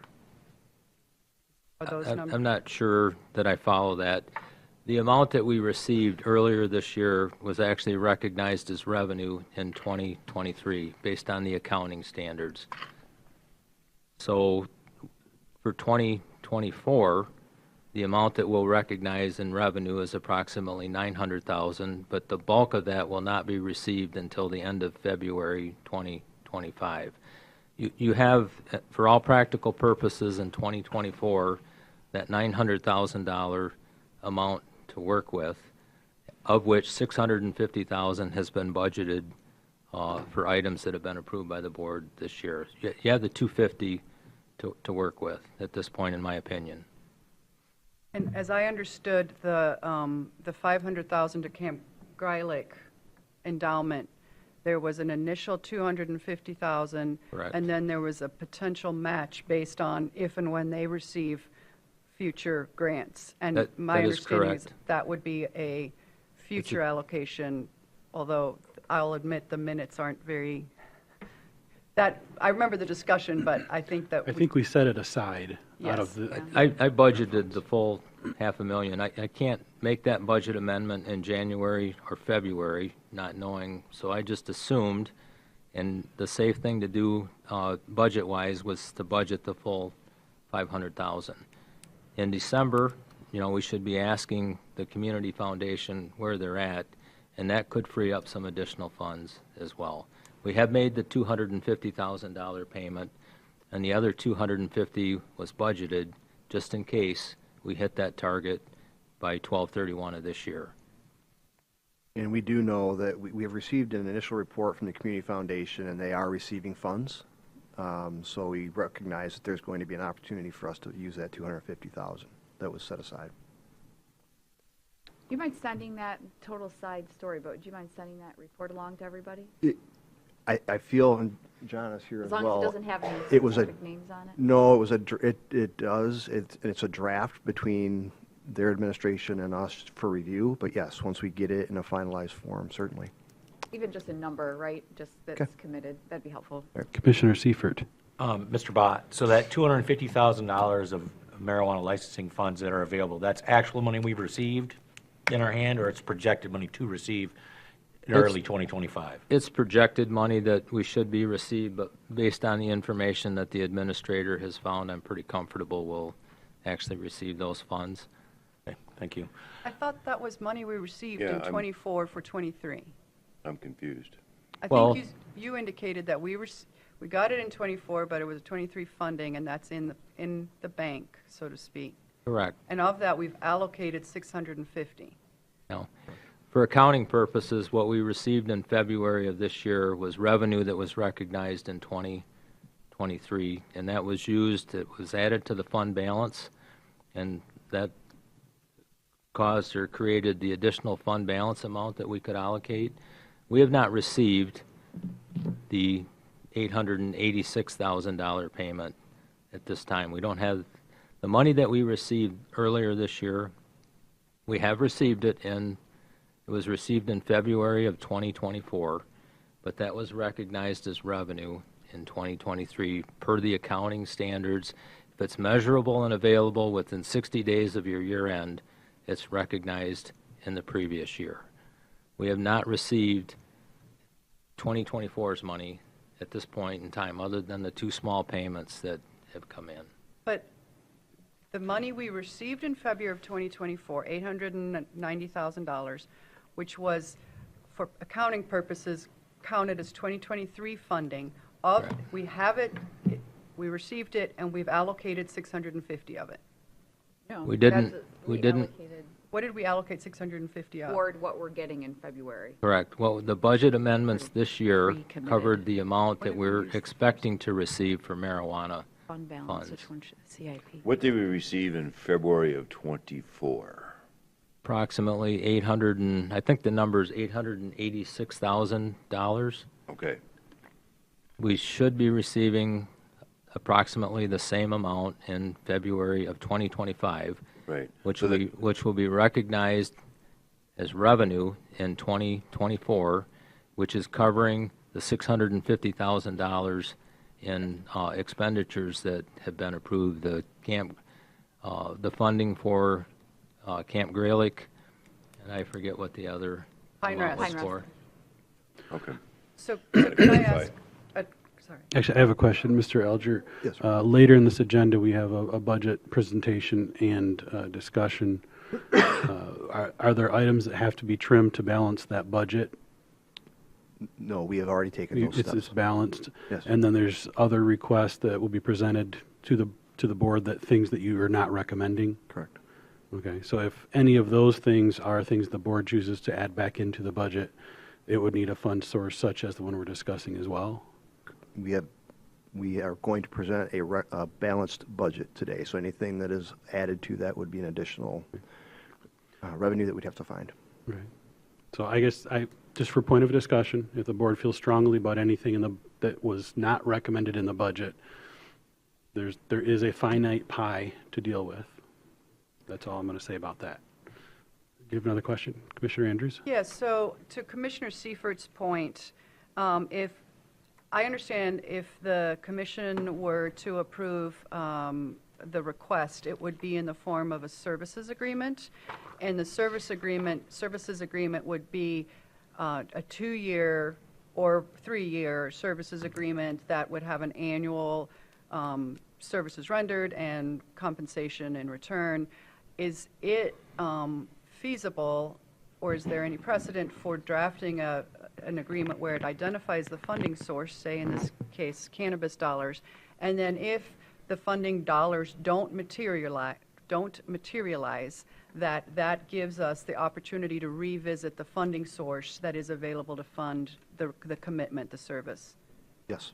Yeah, okay, so we could move forward, and the 1 year, that's 150, we know the 24 money, and if it turns out that funding is not there in the future, since it's sort of tie-barred, right? Like the idea of To the the funding is licenses, tied yeah. to the licensing. If the licensing doesn't come through, then it would be a risk that everybody in the agreement would be taking. Matt, did you want to speak to that, or are you comfortable with that short answer? I think that is all accurate. I would just indicate that we are reviewing the legal source of authority. I believe that there is one. We always have to have a statutory source of authority to do this. There is a statute that has very broad language regarding Housing Facilities Act in Michigan. So I think we'll be able to do it. It would be in the form of a contract for services or a funding agreement that talks about what we'd be paying for and what we'd be receiving in return, scope of services. Most of our agreements have a 30-day any reason termination clause, but we can also add language in there about the funding source. If the funding source is no longer available, that the agreement would either be reviewed or terminated by its terms. We have grant agreements that are like that as well. Yeah, so if, for the public benefit too, if 30 cannabis companies go out of business, right, or something like that were to happen, then we wouldn't have the same kind of revenue coming in from those as we have right now. So that's what we're talking about. If we don't have the same, and that will ebb and flow. Commissioner Seifert has his hand up. Yeah, several points and questions. First off, the question would be, my concern is in 3 years when this is over, is a service agreement that it's just going to show up on the consent calendar and we're just going to approve it again. Can this be a one and done and they have to come and ask for a request again? Well, you certainly can have whatever duration you pick. They've proposed a 2 with the opportunity to renew for a 3rd. You could approve it for a 3, but anytime, as long as it doesn't have an auto renewal, which we wouldn't typically do, anytime the duration of agreement comes to a close, it is presented back to you for consideration. I don't know if we could say who's running the agenda 3 years from now, whether or not it'll go on a consent agenda or not, but I do want to indicate that once a contract is approaching its termination, the practice, as I understand it, has been to present it for consideration on whether or not it will be renewed. Thank you. By the way, great presentation. Everybody pay attention. Great presentation. And I agree with you that it's a very complex issue and it's going to take a lot of partners, and I really like how you kind of spearheaded that. Now, having said that, just a quick math, have you asked the city for $450,000, seeing that they're 52% of the homeless? Or Yes. some of the funds that you're looking for? Yeah, so earlier this year, the city of Traverse City allocated $360,000 to this same thing, same program, permanent supportive housing. In that case, it was to house folks at East Bay Flats and to do the rental assistance and then subsidize the support services. So yes, they've already come in with 360. Thank you. Yep. Commissioner Andrews. Yeah, another clarifying question. Can you tell us a little bit more about the people who provide the supportive housing services? Are these are these new positions? Are they full or part-time? What sort of training? It seems like a unique job. Yeah, thanks. These are full-time case managers for this specific program and for NMSH's services, all employed by NMSH. We do have it's a bachelor's of either social work or similar field, psychology, a human services field. And the work itself there's a lot of upfront training when we're onboarding new staff, but there's a lot of ongoing, training too. Things like motivational interviewing, crisis intervention, suicide prevention, a multitude of de-escalation techniques. And then there's a really strong partnership within our other community members as well. So really understanding that our case managers are intended to just focus on that housing stability, not just focus, but their primary focus is on that housing stability piece, right? Not returning to homelessness. However, we are also very clear that we are not the mental health providers.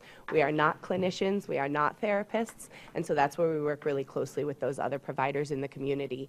But for a lot of folks who have maybe had poor interactions with services in the past, or again, might not know what that process looks like or is intimidated to approach that process to seek out, physicians or clinicians for their overall health and wellness.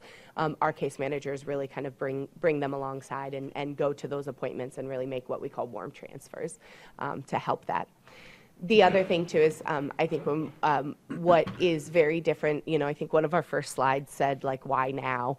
NMSH has also been significantly underfunded for the need for many years, specifically when it comes to case management. And so one of the Department of Health and Human Services grant, that pilot grant that we received, there was $6 million built into the state's budget as a pilot for supportive services. The state is also working on a state and national level. There's a lot of efforts to demonstrate the effectiveness of these support services. And so NMSH is a recipient currently of that pilot program. That pilot program, that's what's allowed us to expand our case management services. We have historically only had 2 case managers, and we now we have 3 and are looking for hiring 1 more. So we'll have 4 case managers to meet that need. But I think, too, that prioritization, they both have to happen, right? It has to be quality over quantity. You can't, people with such significant challenges and such significant needs, bringing them into housing and just kind of giving them the key and walking away does not work. That's how we continue to see this cycle of homelessness.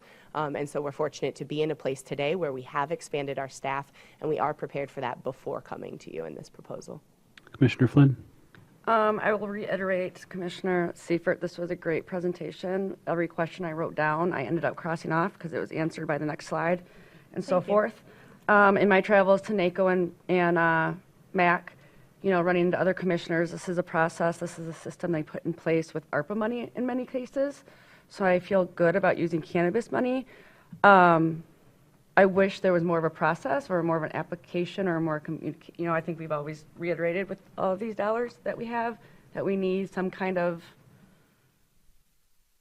process that, so it's just not a, you know, agenda per agenda. But I do support at least 2 years of this program. Commissioner Nelson? Yeah, Commissioner Flynn, I agree about the process, but Northern Michigan Supportive Housing, congratulations, you guys are a fantastic program. I did a lot of research on you again after this request, even talking to one of your landlords, and have good things to say and all that, and thank you for what you guys are doing. And you're asking for a partnership with us, and I'll start with piggybacking what Commissioner Flynn said. I think as a group, and I've said this before, we need to come up with a little more formal process, or we're going to put a lock on that door because it's going to be just a rush of people coming in looking for quote unquote free money. So, and to this request, looking for a partnership, I mean, we haven't seen financial. We've got an email, and it is a very good presentation, but we don't have financial statements. We don't know how many persons will be impacted by the money that we're talking about. We don't know who else is supporting it. I don't know the total budget of the organization.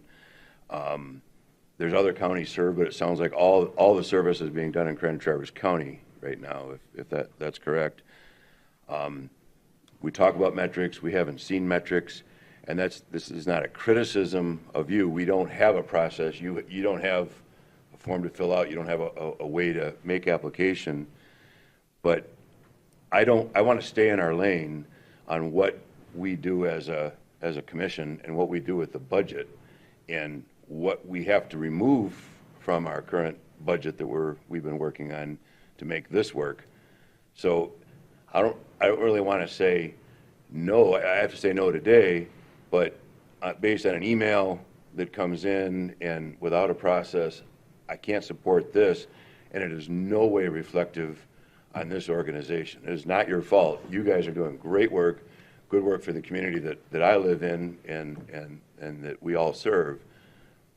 But I'm not sure that this, if it's in our lane or not, we've got to figure that out. And the marijuana money, the opioid money, I think we need to have a better process for that. And this might very well fit in that.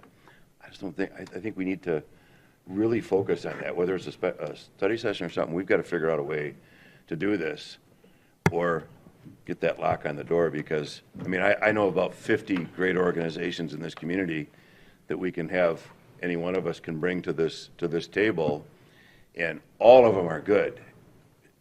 Maybe not as good as this, maybe better than this, but that's not the point. We just don't have a process in place, and I don't think it's fair to our community and the taxpayer and all the other organizations in this community if we have this shoot from the hip. And I will admit that I have been guilty of participating in that, and it's partly because of that I think we need to fix our process. So I will be voting no today, but I want you to know that it is with great admiration for what you guys are doing. It is not reflective on anything with this. It's more reflective on us as a body needing to fix our process. So thank you for your comments. Thanks. I appreciate it. Commissioner Seifert? Yes, I'm going to kind of go off of what Commissioner Nelson said a little bit too. It's like, as I look about the complex homelessness issue in our county, and I I look at your group and I'm like, I wish everybody came through your group and you guys were one great big organization or a industrial complex where one person came to us and said, these are the 10 things we need to have funded. And this is what I need money for. Unfortunately, with the opioid money, which is separate, you can't spend it on this, I don't think, and the marijuana licensing, we've become a patchwork of handing out money here, handing out money there, handing out money there. And now we're talking about where the administrative staff has had to cut or trim $2 million out of our proposed budget. I also want to see something more finite, and I don't think an ad hoc's going to do it. I think we need to create a committee, but that's not going to take place till after the first of the year, I'm sure. I'm kind of somewhere in between, to be quite honest with you, spending the rest of the marijuana funds that we're supposed to be getting for 2024 and giving them to you. The same process, I'm about saying no. Because, again, is it fair? The first person to ask, give me money, and then they're like, well, next person's like, sorry. Commissioner Andrews? Thank you.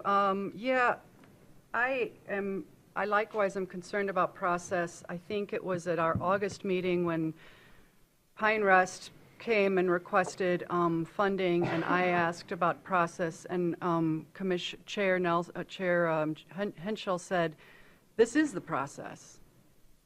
This is the process.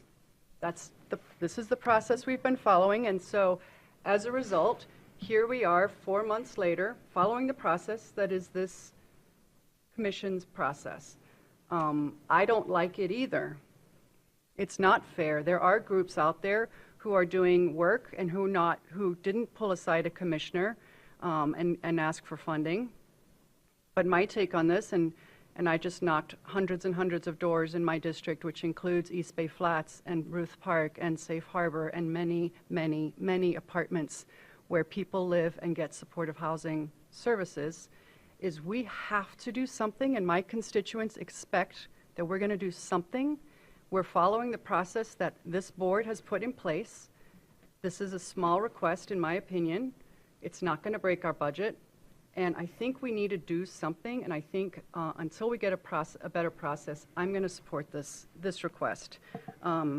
If there are additional groups that need funding, the answer is not to do less, it's to do more. It's not a reason to say no to this request, that there are additional people and organizations that need this support. So I appreciate the sentiment about process.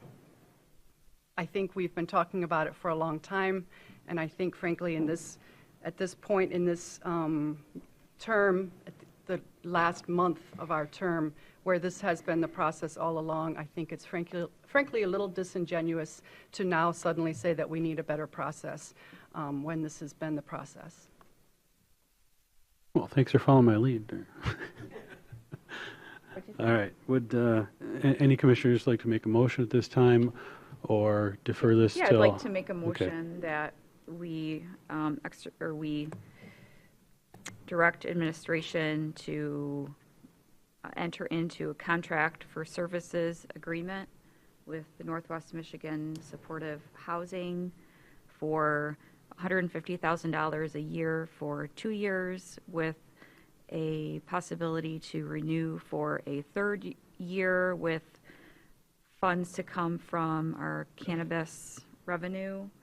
And I would also like to see Northwest Michigan Supportive Housing, in coordination with the Coalition to End Homelessness, to come back and give us an update twice a year on how the program is going and share any ongoing metrics and updates related to where the state is with their housing voucher situation as well. Support. Okay, I have a motion by Walter and a support by Flynn. Matt, go ahead. Just wanted to suggest a last sentence to that motion, which would be to authorize the board chair to sign the agreement upon approval as to form by civil council. Commissioner Walter and Flynn? Yes. Yes.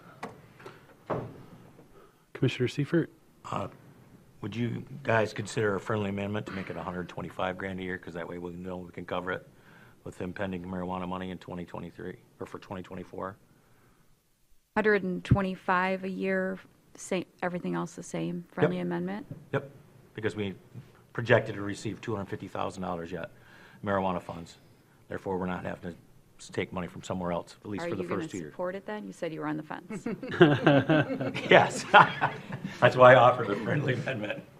Yes, I'll take your friendly amendment. Commissioner Flynn? I will accept that as well. Okay, so the amendment is now 125 a year for 2 years. All right, I just want to make sure I have it clear now. Sure. The motion is to instruct administration to develop a contract with NMSH in the amount of $125,000 for 2 years with the option to renew, I assume, upon board approval for a third year. And the money coming from the cannabis fund? Cannabis fund money, yes. And to authorize the chair to sign it upon approval of legal counsel. Okay. Okay, and that was made by Walter, supported by Flynn. And now we're at discussion. I will just say I would really like to finish our budget process so that when we're looking at these cannabis funds, we know that there's not something we're leaving out of our budget that would benefit the county residents, and we would weigh everything on an equal scale. So I will make a motion to postpone this to our December 4th meeting, where we will have been through more of our budget process. Is there support for a motion to postpone? Support. Okay, so there's a motion on the floor by Henschel, support by Nelson to postpone to the vote on this to our December 4th meeting. Further discussion on this motion? Commissioner Flynn? I'll just say that we've had plenty of time to have budget discussion and study sessions to have a better idea of where we are at on our budget as of right now, so not I proposing. appreciate that, and I think everyone's comments here today have been genuine, and I'm not assuming otherwise. I just see on our agenda, we have a presentation at the end of this. We may actually pass the budget at the end of today, but there might be things in that budget that... We haven't seen a budget. We haven't even seen a budget. Well, we have so a presentation coming, okay? So my point is, quite often at the budget passing time, there's department heads here, there's people saying, hey, I really need this. It wasn't recommended by the administrator. I want everything to have an equal footing when we have, and if we don't have that and these funds are left there unspent, we need to spend them for the good of the community, and this would be a good option. That is the reason I moved to postpone until after we have the further budget discussions. Commissioner Nelson. The reason for my support of this motion would be that, in my heart, I want to support this. And there's the possibility that with some financial statements and some more work on our side, and we're looking at the budget, that maybe that can come. Maybe this process we talk about, maybe some of that can happen. So I'm certainly not promising or saying that is the case, but I would prefer to move this ahead or delay this and talk about it later if there's that possibility. But like I said, I can't support it today, so it's the board's choice to go ahead with how they want to proceed, but I just want to explain my reason for supporting this. Okay. Any more discussion on the motion to postpone? Okay, Bonnie, can we have a roll call vote on the motion to postpone? Lynn? No. Andrews? No. Walter? No. Seifert? No. Nelson? Yes. Morris? Yes. Henschel? Yes. The motion to postpone fails, so we're back to the main motion, which is to allocate the 125 for 2 years out of the cannabis funds. Is there any further discussion on this motion? We have a roll call vote, please. Andrews? Yes. Walter? Yes. Seifert? Yes. Nelson? No. Morris? Yes. Flynn? Yes. Henschel? I vote no. The motion carries. Congratulations. Do good work. All right. Thank you very much. Anything else on this Congratulations. agenda item? Thanks again for the presentation. It was awesome. Okay. I'd like to, Yeah, go ahead. well, there has been a Commissioner lot of Walter. discussion about process. And we've had this discussion for many months. I'd like to make the motion to have administration come back with an ad hoc proposal for a group of commissioners to get together and discuss what a process for opioid and future cannabis funding might look like for the board to consider. So if we're going to form an ad hoc committee of this board, that would be an action of this board? Yeah. Well, I'd like, If it's a you- little, If you want a work group, if you want to assemble staff, that's something he would do. If it's commissioners, it's something okay, he would do. a work group then. You Because I want- do want staff okay. input. That's why I wanted administration to come to us with their ideas on what that might look like. Can we wait till the new year to? Yeah, start that we don't need to process? I get don't together think- right now. We're talking about it again. And I would say let's bring it up in earnest in January, and I think it's an important committee, and let's do it. I think a motion would get staff the cover that they need to start putting some research into maybe compiling some options and a buffet of different ways we could do that, so that when we get started in January as a group, that they, if they have time between now and then, they could get yeah, started on it. bring it to us in January. Does that suffice? I'd rather start in January. We've got a new board. I think, my opinion, one opinion, is let's get through this year, and let's, as a group, commit to ourselves that in January, we then talk about this and get something on the books. Is that That was a motion. I'll support. Okay, Commissioner Walter, would you restate your motion, please? Yeah, the motion is to direct administration to form a work group proposal to bring back to the commission by the end of January to consider a process for how we approach future opioid and cannabis funding. Okay, so the purpose is clear. I'm unclear on what you're instructing him to do. A proposal for a work group, or to form a work group and create a proposal? I'd like administration to come back, talk with staff about what a work group could look like, and maybe you can speak internally, not about who might be on that, who might be interested, and come back to us with a proposal, and then the chair or the commission at that time could assign members of the commission to be a part of that work group. Mr. Alger, is that clear? We have ideas. We've discussed ideas on how we can approach this. I'm very, very keenly aware of the distinction with the board members and their opinions. So I just recognize I won't make recommendations about appointments. I don't think that's appropriate. Okay. But we would, in terms of who could be part of the review team, certainly I understand that, Commissioner Walter, and we'll do that. Yep. Okay. So Do you have a second yet? Yes, that was yes. me. Okay. Yep. So Commissioner Walter made the motion, and Andrew seconded, and the motion, as I understand it, Yeah, I want to hear it again because I is to when I commented instruct before, I might have misunderstood what the you said. administrator to bring a proposal of a work group to the commission by the end of January. So the commission would then approve the work group, assign any commissioners recommended, and they would go to work.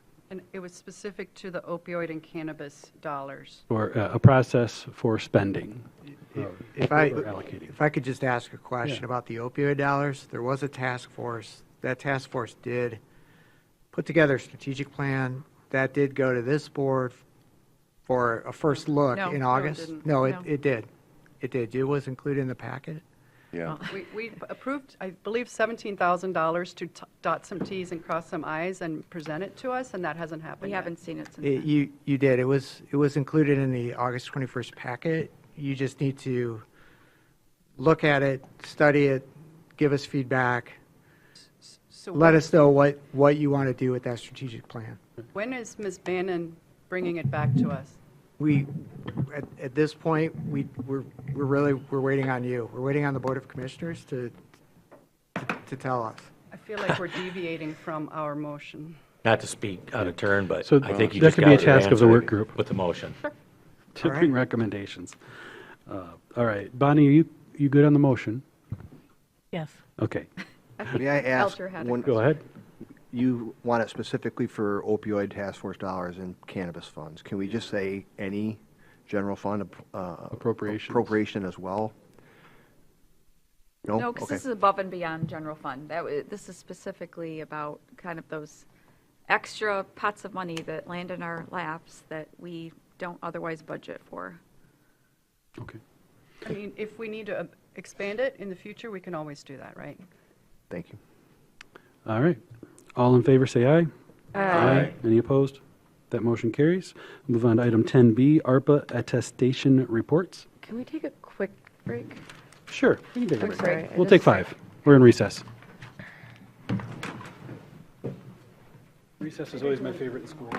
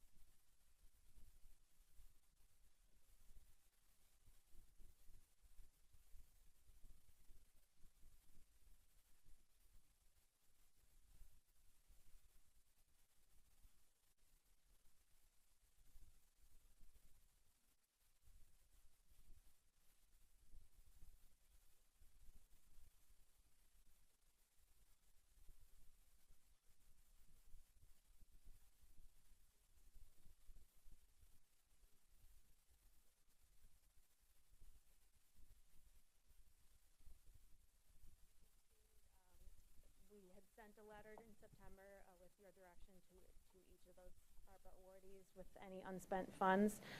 15 letters went out. In the meantime, 2 of those organizations did complete their projects, and so 13 have responded with their letters giving us a status update as requested and formal confirmation as to whether they do plan to use their unspent funds by the deadline of 2026.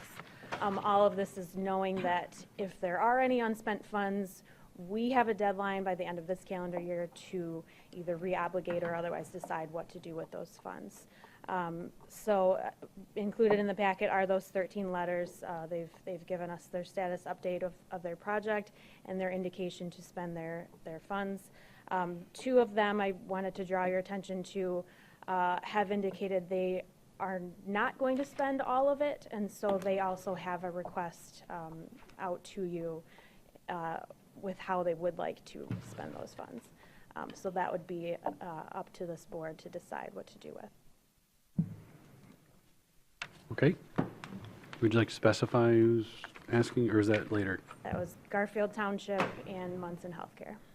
Okay. So Munson ran ahead of schedule and under budget. They also received other grant sources for the wellness center. So they have basically said they're not going to use $500,000 of the funding that the county has provided them. And is it $83,000 from Garfield? Yes, close to 84. Mm-hmm. So those dollars we expect will be ready for reobligation at the end of this year. They have requests, of course, to have the board reconsider using the dollars at the Wellness Center for operational purposes that were not expressed in the agreement. But I met with Ms. Glenn, and I said that is something specifically that this board would have to consider.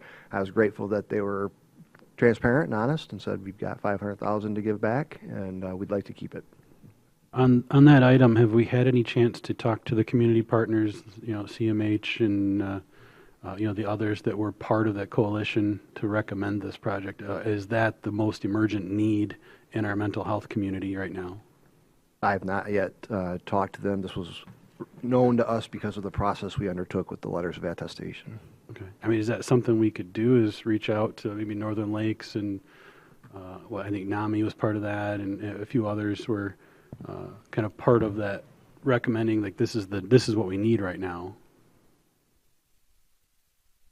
Thoughts, Commissioner Morris? I know that you're Northern Lakes. You can hear me thinking, can't you? Yeah. Well, I was also thinking that addiction treatment services had a large That's ask, the one and I we was didn't thinking, assign yeah. anything to them, and I would have an appetite to maybe look at reassigning some money to them because it affects our community. Do you think we could get something, identify if there is a need, and if it is, by the end of the year, get something Feel rolling? confident that could be the case. Okay. If we're going to open it back up, I think we need to open it back up. That's my feeling on it. Yeah, I'm very hesitant about cracking that egg open. I think, I don't feel like the time gives us much chance to do much, is a concern I have. I know a fire department that's looking for a tanker pumper truck to fight field fires, and they cover half the county. That's a $500,000, $600,000 buy. So if we're going to reallocate them, we should be looking elsewhere, even though it's short. I know a daycare that was recently shut down due to some overhead challenges, and they had to rejigger, but they're opening back up. But I think if we're going to, I think we've all got. Well, my thought, this was an allocation towards mental health, and they have an overage. Is there another mental health need that, but they're all valid needs. Yep. Yeah, points are valid too. And, do we want to just give them, kind of a blank check and go ahead, or do we want to dig into it a little bit, or at least have staff check, make some calls? The other theory is like, they were very open and honest, and they did a very good job of being responsible with their dollars. And it's like, that's usually the rub of government spending or budgeting. It's like, hey, you got to spend every dime that you have, otherwise you don't do whatever. Maybe they could go a little further with the remainder of the money. All right, Commissioner Nelson. Well, first of all, I like that Commissioner Andrews used the term rejigger. That was cool. I like that. No, I love that. That's a good term. I love it. I'm going to make a motion that we accept, as requested by both Garfield Township and Munson Healthcare, the overage funds and transfer them to a different part of the project. I'm not meaning to shut off any conversation regarding that, but I want to get a motion on the table. And I'm if we have going to support that motion. and then the other thing I did want to say is, Ms. McKellar, I've been working with some of my organizations or my townships, and the feedback I get back from your response and work with them has been top notch. So thank you. You're doing a great job, and I'm hearing about it. So Thank you. probably Appreciate not that. been a easy task at times. So A lot of I's to dot and T's to cross. yeah. So Yes. but you've been Happy very to- helpful to a lot of people. So thank you. Okay, so we have a motion on the floor by Nelson, supported by Andrews, to approve the request by both Garfield Township and Munson Healthcare to reallocate the overages to their current projects. Commissioner Walter. Yeah, speaking of T's and I's, Jenny, could you tell us, or maybe administration, we have to allocate this by the end of this year. Can you tell us what that process would look like or could look like if we decided we didn't want to reallocate? Like, do we even find somebody else? Like, can you just walk us through what that might look like? Yes. It would be tight. It would have to be an eligible activity, number one, so we would have to have that determination made by staff and by our consultant, Maynard Kesterson. Most likely Rod Taylor would look at that to make sure that they are eligible pursuant to their requirements. And then we've got to have an agreement in place ready to go for the applicant and the Board of Commissioners to agree on terms, and that can be done. It's going to require expediency. A major rejiggering. Because the letter of the law says it needs to be re-obligated by the end of this year, so that sets a date certain that we have to have it done by then. I would feel so much more comfortable if it was October 30th right now than November Yeah, 20th. Unfortunately. With holidays and Thanksgiving and everything else coming up. All right, any further discussion on the motion? Commissioner Andrews? I'm going to just echo Commissioner Flynn, and frankly, Commissioner Morris and others. In a perfect world, we would have gotten this information sooner because I think we allocated funding for a project, not an applicant. And if the project was less than, theoretically, in a perfect world, we get it back. But I think, unfortunately, I'm just not comfortable with opening it back up at this late date. Commissioner Nelson? One thinking out loud here is we could request that Munson come and explain this, but I think even that, and what if we say, no, that's not approval? Here, I'm thinking on my feet, which is very ugly.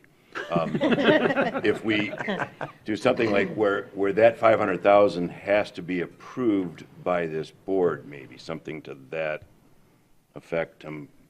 Again, we're kind of out of time, is well, but even if it was done next year, or I don't know. I'm trying to throw ideas out there. Like I said, it's ugly. It does seem like there is enough. They've been a good partner. We've given them a large amount of money.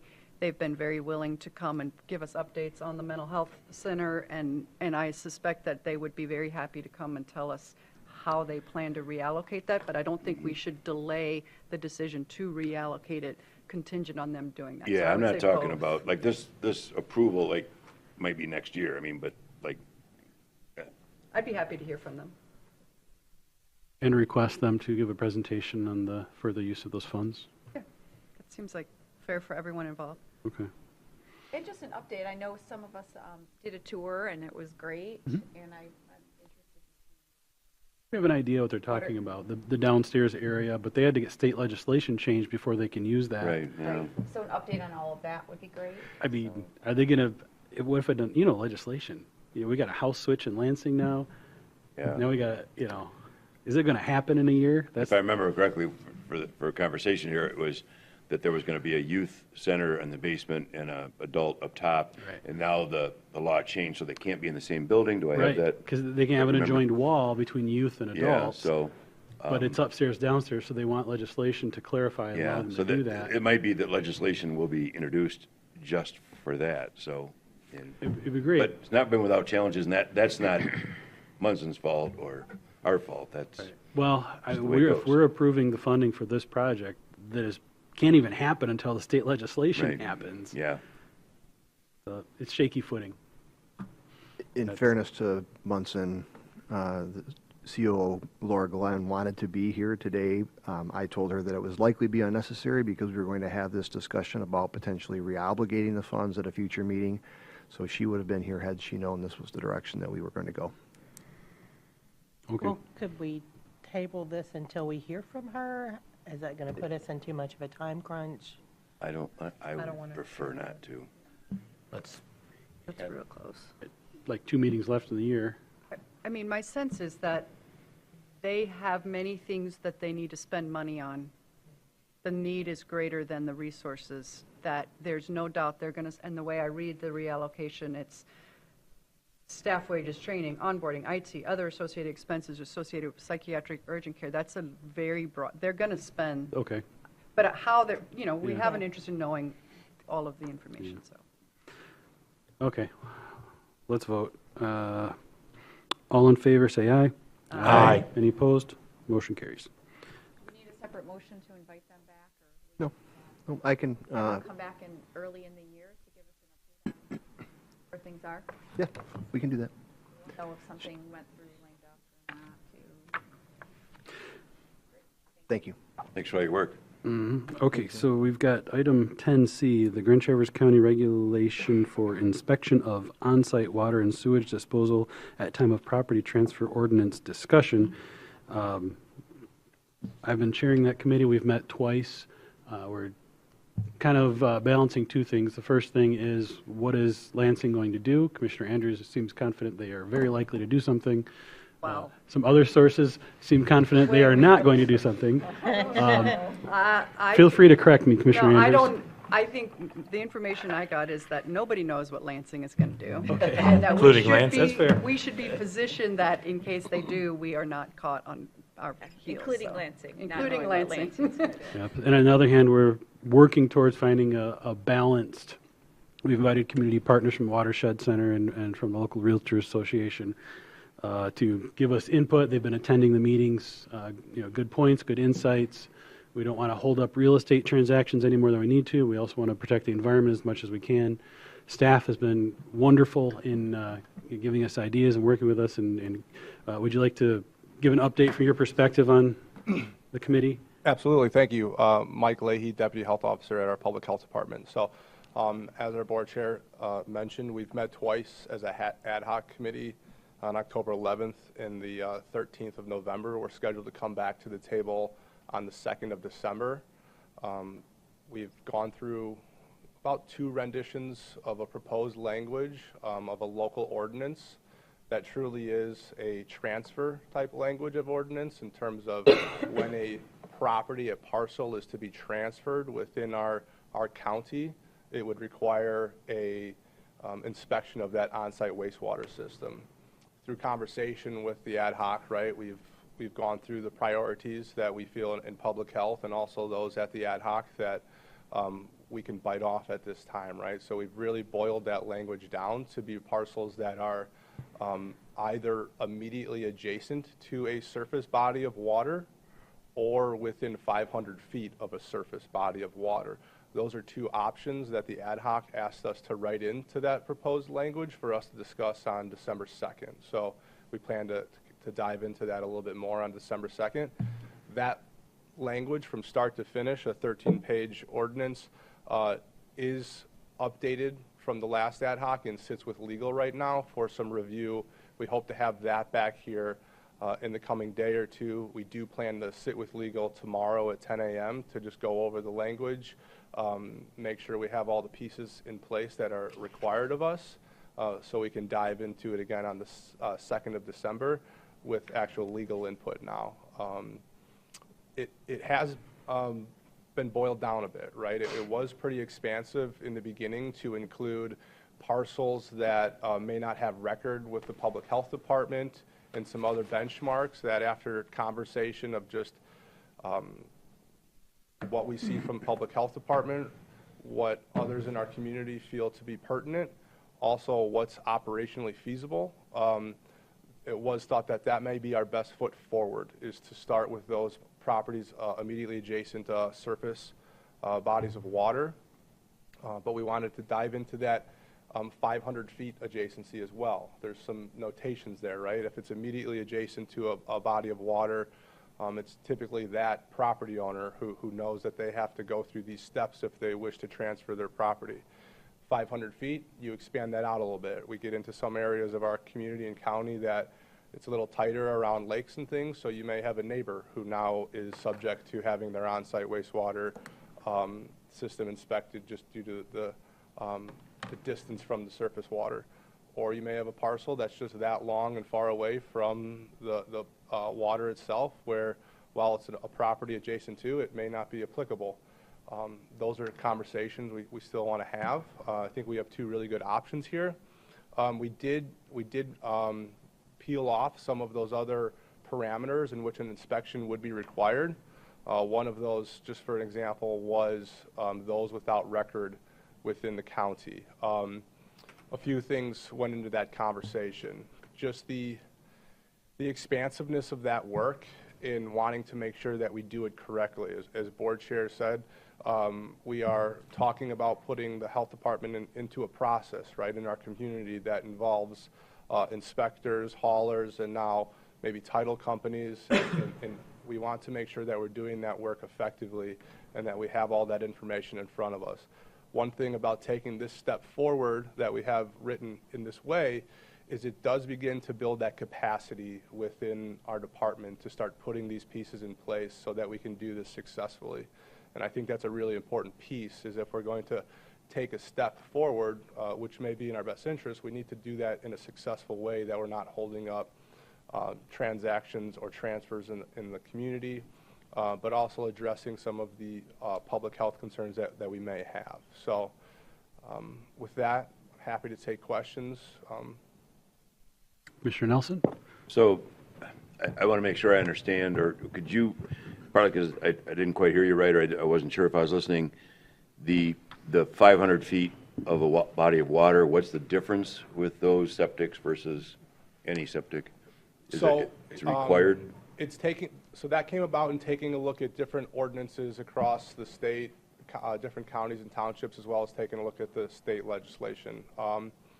So it's really up to us to determine where we feel the need to be, right? So we can draft it as in immediately adjacent to the body of water, or we have the option to expand on that a bit, broaden the scope of that reach to include properties that have a system within 500 feet. So it's just expanding it a little bit more. With our sanitarians out in the field doing soil erosion and things like that, right, you get into some areas of our county where properties are tight, right? You can have within 500 feet a system that's the property itself on that body of water, but also maybe the neighbor across the road who has a system between their house and the road that is applicable within that 500 feet. Really, it's a good piece to get input at the next ad hoc committee to see where we're at on that. I don't think I asked my question correctly. Sorry. So, no, it's my fault. So you're saying that the possibility that the law would not apply to bodies or septics not near the water, or that the ones near the water would have an automatic? Yes, included. Yep, included. Parcels included up to within 500 feet. Okay. So more than 500 feet away would have no inspections? Not fall into this requirement. Correct. Okay, and then inspections within 500 feet, as discussed at this point, is at property transfer? Yes, correct. Okay, I just wanted to make sure Absolutely. I had. Thank you. Nope. That's what I understood, but I wanted to make sure I Thank you for the understood. Thank you. clarification. Yep. Commissioner Andrews? I think Commissioner Seifert No, has hand no. over. Okay. Thank you. Ideally, other counties have said point of transfer period, right? And then our concern is that means about 2,000 transfers per year on average in our county. We just don't have inspector capacity to pull that off on day one. So the idea was, the committee talked about this at some length, how do we narrow down where do we start so that we can get more inspectors? And the idea that I think the ad hoc has coalesced around is that these inspectors would not be county employees, they would be private, in the private sector. So I think this is just a way to narrow down how to take a smaller bite so that we don't start with immediate 7 months of delays because there's just so many and there's no inspectors. I want to just add to the point, to the chair's point, in addition to the collaborations with the watershed and Aspire North, we've had the townships. Long Lake has been sending their staff because they've been doing this for a long time, and it's been really valuable. And then we've also had East Bay at the table. They have a strong interest in this. They want to see and have input, and any other municipalities that anybody represents who have an interest in this are welcome to come. It's a very informal and collaborative process. The last thing I want to just point out on that category that we pulled off, the idea that if you don't have records, that was originally proposed to be included, and the challenge is more pragmatic than legal. It is a risk, right? If we don't know where your septic is, we don't know how old it is, we don't know if it's the right size, we don't know if it's in a groundwater or whatever, but that's just felt like something we need to tackle separately from this ordinance. We need to get our arms around it, and I think that's just going to take a little more administrative work as opposed to just saying, now you're subject to this ordinance. You don't know where your septic is, you're subject to an ordinance. It just feels like it's not a good way to know that you're subject to an ordinance if you don't even know you don't have records. So that's why that group, it's important, we all recognize that, but it's just not part of this ordinance, at least in the draft. And I heard the words earlier today about walking before you run, right? So that language really does address that through conversation and ad hoc. Is this gives us the ability to walk before we run. The opinion on the state legislation remains the same. I believe that's asking us to sprint out of the gate, and I think local health departments across the state feel the same way. This gives us the ability to build the capacity and then build the awareness within our community as to what the landscape of these systems looks like, so that when we need to expand on the criteria in which we've laid out, we've begun to equip ourselves to be properly positioned for that. The language right now in the state legislation, I believe, has changed a bit to that this would allow for us a 7-year window now, I believe, of a sunset period, so that if we were to put something in place locally, we would be able to run our local ordinance for up to 7 years before we had to transition into the state language. But that changes every time I hear of an update from Lansing. Okay. So that's our update. Thank you for being here. Thank you. Next, we'll go to item 10D, ARPA funding reimbursement requests. Mr. Alger? I believe this is just, I think these have been done on consent previously, and for some reason it's in. Well, during the agenda setting, I asked that all the ARPA things be moved together, because if they get pulled, then we're just going to go back and forth on ARPA. But they weren't even actually put together because they're sandwiched. Okay. All right. So we're looking for approval for these expense reports. So moved. Support. Motion by Andrews, support by Nelson. Any further discussion? All in favor say aye. Aye. Any opposed? Motion carries. Item E, ARPA status report. I think it was all supposed to be put together, if I remember from the agenda setting. Okay. It was just, I think. Yeah, I was not at that meeting, so I'm not exactly. So you get for hunting. That's all right. I'm glad you took a day off, Nate. Item F, fiscal year 2025 budget discussion and presentation. None at this time. That's what it says. Yeah, I wondered why that was in there too. I think it was a leftover. Yeah. So we are in the position of presenting to you our first proposal of a balanced budget. I've been off, so I appreciate the help with Chris, Dean, Donna, and John throughout this process to get all this information to you. We are not in a position, we don't have a budget resolution ready for you, so we would not be in a position to make a vote on this budget. And I know that there was discussion at a previous study session about you wanted some additional information, and let's walk through it. So essentially, we are presenting a balanced budget. That's not rocket science. It's state law. We are required to present to you a balanced budget. Some of the things that are key about this is we are not using fund balance. It would expand county services as reflected either in the personnel lines or the different requests by departments and elected officials. It includes our $3.9 million debt service payment for pension bonds and the additional $798,804 amount designated through our annual evaluation with MERS, a $300,000 payment for other post-retirement benefits, and the cost of living adjustments for those that are within collective bargaining units. For those that are not in collective bargaining units, that will be addressed in the resolution for the budget. The appropriations resolution will include a matching percentage increase for those that are in collective bargaining agreements. As you're well aware, we now have a new strategic plan, 2024 to 2027. All requests were made with some reference to the strategic plan and a goal that was associated. One of the 4 goals had to be used for justification for the request, and ultimately we asked them to provide a funding source for each individual request. Our proposed, this was a 2024 approved all funds summary of just under $100 million. This is not general fund. The general fund is part of this component, as part of this funds summary, but it's roughly 50 million. The reason we show you this is that you're aware there's a larger funding a budget out there that all funds are in. Construction code, central dispatch, 911, all of those funds are included in this total. So this is what finance is ultimately responsible for each and every year. 2025 recommended all funds summary is 114 million. Mr. Bach can answer questions about that if you have questions specific to the funding sources. Why is it so much higher? Yeah.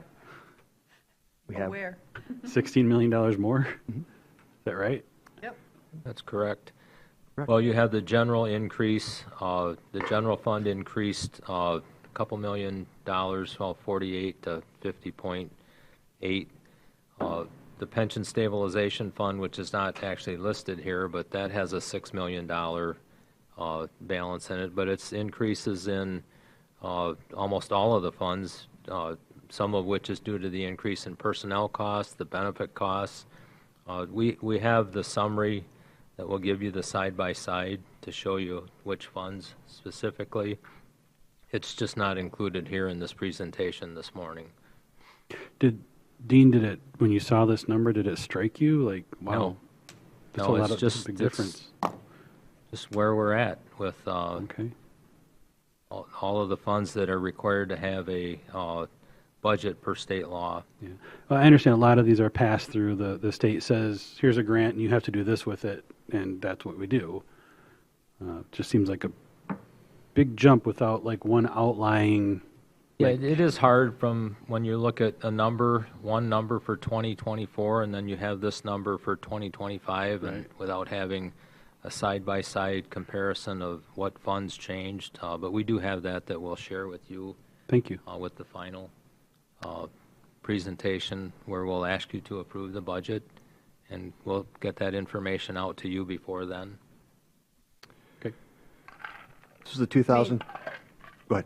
Commissioner Andrews. I mean, just to, I think, piggyback on the chair, you must have that information already because we have pie charts that show it. Yeah. We Can do. we get it? We do have it, and this was our task for this meeting, and yes, there's all kinds of information. I could bring my budget binder down, which is 4 inches thick, but that's obviously not something that you can run through a PowerPoint. We can get you the summary of funds for revenue sources and the spend categories for the expense side of the budget that can show you that information. It might just be that increase in concealed pistol licensing. Not likely. So It's impossible to say. Who knows? Well, Do you have these like 29 funds like in a screenshot, like a? no. It's a summary, just a pretty plain Jane, simple spreadsheet that lists the funds. We do have more detail on the general fund because that's your largest operating fund. The primary fund will have additional information on the revenues by source, And then also the expenditures will be at the department level for the general fund. And when you get into the combined funds, it will be a list, starting with the general fund, of all of the funds that are required by state law to have a budget through your debt service fund. So a lot of detail, and that will be provided as soon as Nate and I have had a chance to talk and compile that information, and we'll get it out to you. Any other questions about the all funds total? Okay. General fund specifically for 2023, this is the most recent information we have from our audit. These are actuals. Expenditures were 44 million, and the audited revenues were nearly $51 million. That's audited information out of the 2023 CAFR.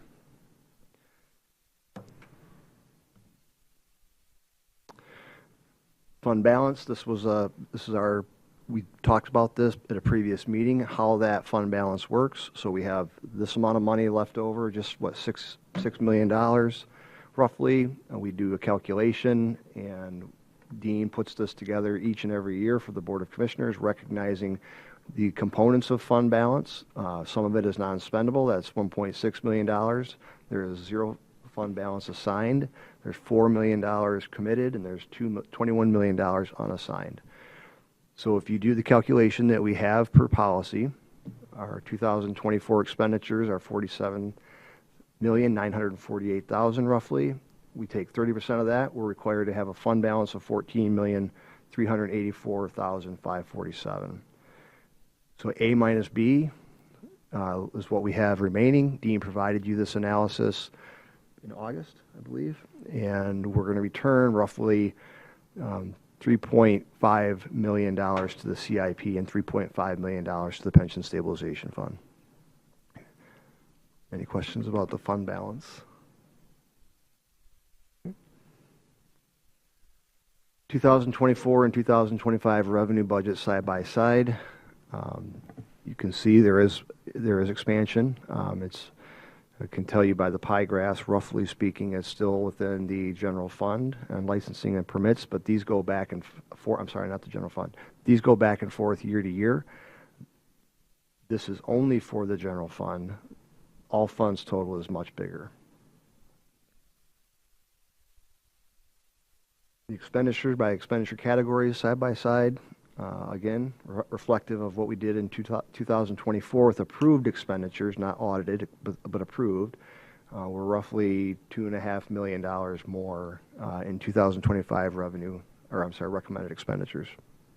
It looks like transfers got left out of 2025.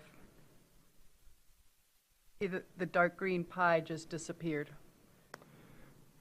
which is probably why it looks like public safety is going from less than half to more than half. I'm looking at colors, right? Yeah, like small correct. Color and the big color. Yeah, I have no numbers, so. There's the right number of colors there. 6. The dark green. Oh, there's Right, 7. yeah. There should be 7 categories. I'm wondering if it, I'll just make the point I'm trying to make, which is the numbers would be helpful. Yeah. We can't compare pie charts and do. yeah. Oh. Almost There is a looks like pie chart transfer. is There's the a transfer number. amount included in that of $11.9 million. But you're right, it's not showing. Don't know what's going on, but the numbers look very skewed. He said it's 11 million. 11.9 million. So it is missing from the pie It is itself. missing from the pie. But the number, the $50 million is what we're looking at. $11 million, I don't know why that did not come through. It just prevents us from being able to tell which pies are growing or which slices are growing and which aren't, because without it, the proportion of all of them goes up. I understand. We will update that graph. The number is not going to change. The overall 2025 expenditure amount is $50.8 million. The transfer for 2023 audited, that's the audited disregard. We will update the item.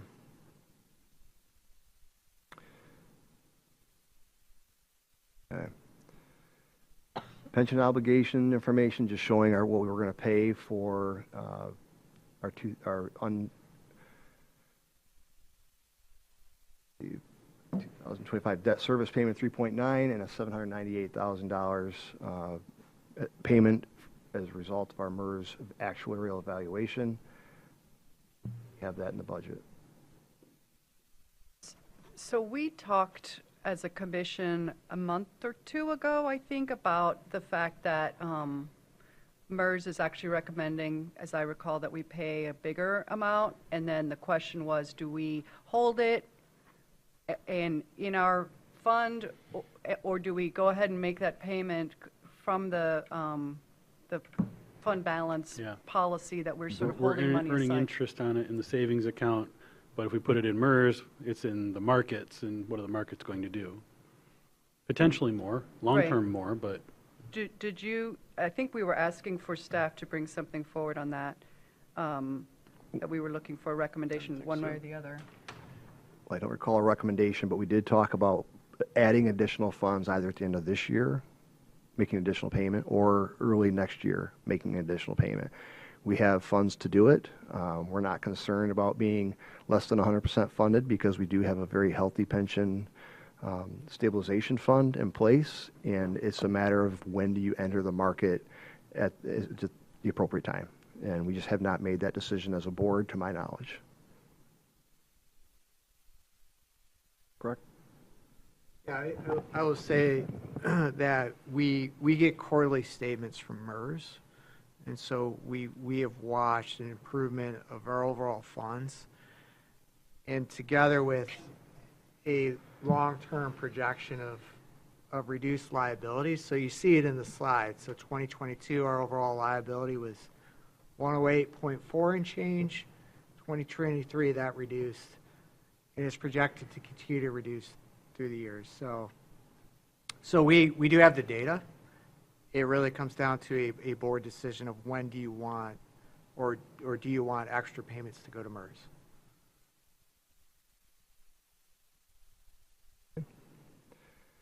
OPEB, other post-employment benefits, our current obligation is $4 million, just over $4 million in 2023. It was an increase of $553,000 over 22. It is 59.26% funded. We will pay a $300,000 payment in 2024, or did, and we are again in 2025. Well above the required amount. Healthcare went up 9.1% this year. These are the rates that we will pay for single, double, and family coverage.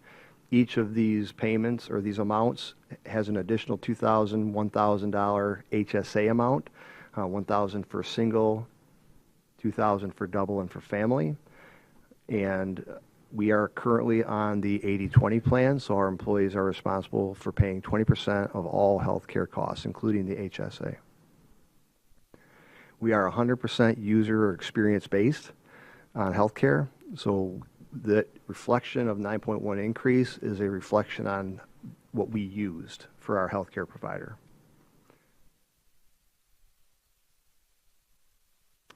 We had a total of 4 staffing requests. We've talked about this previously. Crime analyst, discharge planning officer for the Sheriff's Department, the treatment court coordinator for District Court, and the community outreach coordinator for District Court. Well, there were 2 additional positions that were discussed last week. One was the construction code, and one was a payroll analyst in finance. Right. We are not recommending those 2 positions. And I think, so I guess, does the budget include all 4 of these? Because I think we were talking about a staffing plan amendment for the corrections officer with respect to the discharge planning officer, among other. So I guess the question is, are these requests in the budget? No. These 4 requests, from the study session, we had some feedback from this board that we wanted to consider the treatment court coordinator. That is ultimately a decision for this board to make. The 4 positions, if they were all added to the budget, would be $357,247 additional dollars. These 4 requests are not being recommended? Is that what I understand? That is correct. We have not gotten any real solid feedback from the board on positions that they want to see added to the budget. Well, What does that mean? Say we wanted to see the budget with that in there, but we couldn't make a motion. Do you need a Study session. I'm a little confused. I thought you said there was 6 requested There total? were 6. But you're showing us 4 and not recommending any of them. I'm I'm not confused. su- Why are these Well, on this slide? That's what I'm asking. Because the 2 positions that we added administratively, Mhm. there was concern expressed at the previous meeting that it did not appear to be fair, so we withdrew the requests. Those requests were not in the April request made by all staff. These are the 4 that were requested by all staff back in April. Okay. So I think the conversation at our study session was that I expressed frustration that 2 were being added late, but also that we recognized value or potential value in them. And I think the discussion was, we need to see numbers. We need to see what a budget looks like and what impact they have on a budget. Not that we were, process aside, we were not making a judgment, I don't think, on those 2 positions any more than any of the other positions. I think all of them had some pros and cons to them. So I thought we were pretty clear. We wanted to see a budget. Could there be a budget? What impact would they have if we have all, some, 2, 1, 5? So I still don't, frankly, have a good sense of, are these what's makes the budget? You know what I mean? Like any spending is going to impact the budget. Why is it these 4 positions?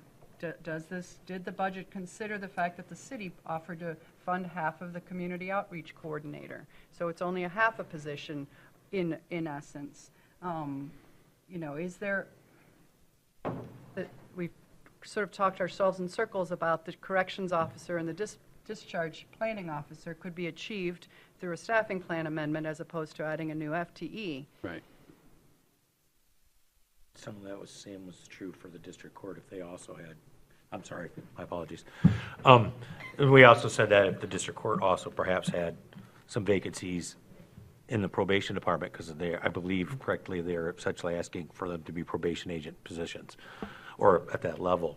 So I'm going to guess that I'm going to go out on a limb that we would all like to see all 6 positions proposed in the budget included, and maybe see if there's vacancies in those departments and say, hey, you get to have one, pick one.